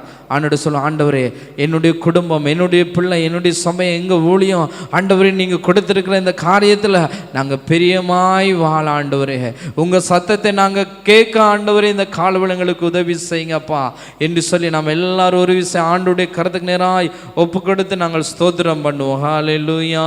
ஸ்தோத்திரம் ஆண்டவரே, உங்களை ஸ்தோத்தரிக்கிறோம் அப்பா. நீர் எங்களை ஆதி முதல் எங்களை தெரிந்து கொண்டீர். உம்முடைய பிள்ளையாய் நாங்கள் வாழும்படியாக நீர் அழைத்தீர் ஆண்டவரே. அப்பா, நீர் அந்த அழைத்த அழைப்புக்கு விரோதமாக இன்றைக்கு உலகத்தின் காரியங்கள் ஆண்டவரே, அதைகள் எங்களை மாசுபடுத்தாதபடி, உலகத்தின் காரியங்கள் கர்த்தரை விட்டு தூரமாய் நாங்கள் கடந்து போகாதபடி ஆண்டவரே, அப்பா, உலகத்தில் வரக்கூடிய எல்லா காரியங்களிலும் நாங்கள் விட்டு கர்த்தருக்கு நேராய் பிரியமாய் நாங்கள் ஓட ஆண்டவரே, எங்கள் ஒவ்வொருவருக்கு நீங்கள் உதவி செய்யும்படியாய் நாங்கள் செபிக்கிறோம். நீர் கொடுத்த இந்த ரட்சிப்பை முடிய பிள்ளைகள் மரண பரியந்தம் முடிய பரியந்தம் நிலைத்து நிற்பவனே ரட்சிக்கப்படுவான்னு சொன்னீரே. ரட்சிப்பை நிறைவேற்றி கர்த்தருக்கு பிரியமாய் வாழ நீங்கள் உதவி செய்யுங்க. இந்த சபை ஊழியங்களையும் கர்த்தர் ஆசீர்வதிங்க, இங்கு வருவர்களை ஆசீர்வதிங்க. இந்த ஜெபத்தில் கலந்து கொண்ட ஒவ்வொரு பிள்ளைகளையும் நீர் ஆசீர்வதிக்கும்படியாய் நாங்கள் செபிக்கிறோம். இப்பொழுது இருக்கிறதை பார்க்கலாம் உங்களை ஆயிரங்களாய் நான் உங்களை ஆசீர்வதிப்பேன் என்று சொன்ன ஆண்டவர், இந்த ஊழியங்களை, சபைகளை, தேவ பிள்ளைகளை கர்த்தர் ஆயிரங்களாய் இன்னும் ஆசீர்வதிங்க ஆண்டவரே. நீங்க பெருக பண்ணுங்க, உம்முடைய நாமம் ஒன்றே மகிமைப்படும்படியாக எல்லாவற்றும் அன்பு கரத்துக்கு நேராய் நாங்கள் ஒப்பு கொடுக்கிறோம். இயேசுவின் நாமத்தில் ஜெபிக்கிறோம் நல்ல பிதாவே, ஆமென்.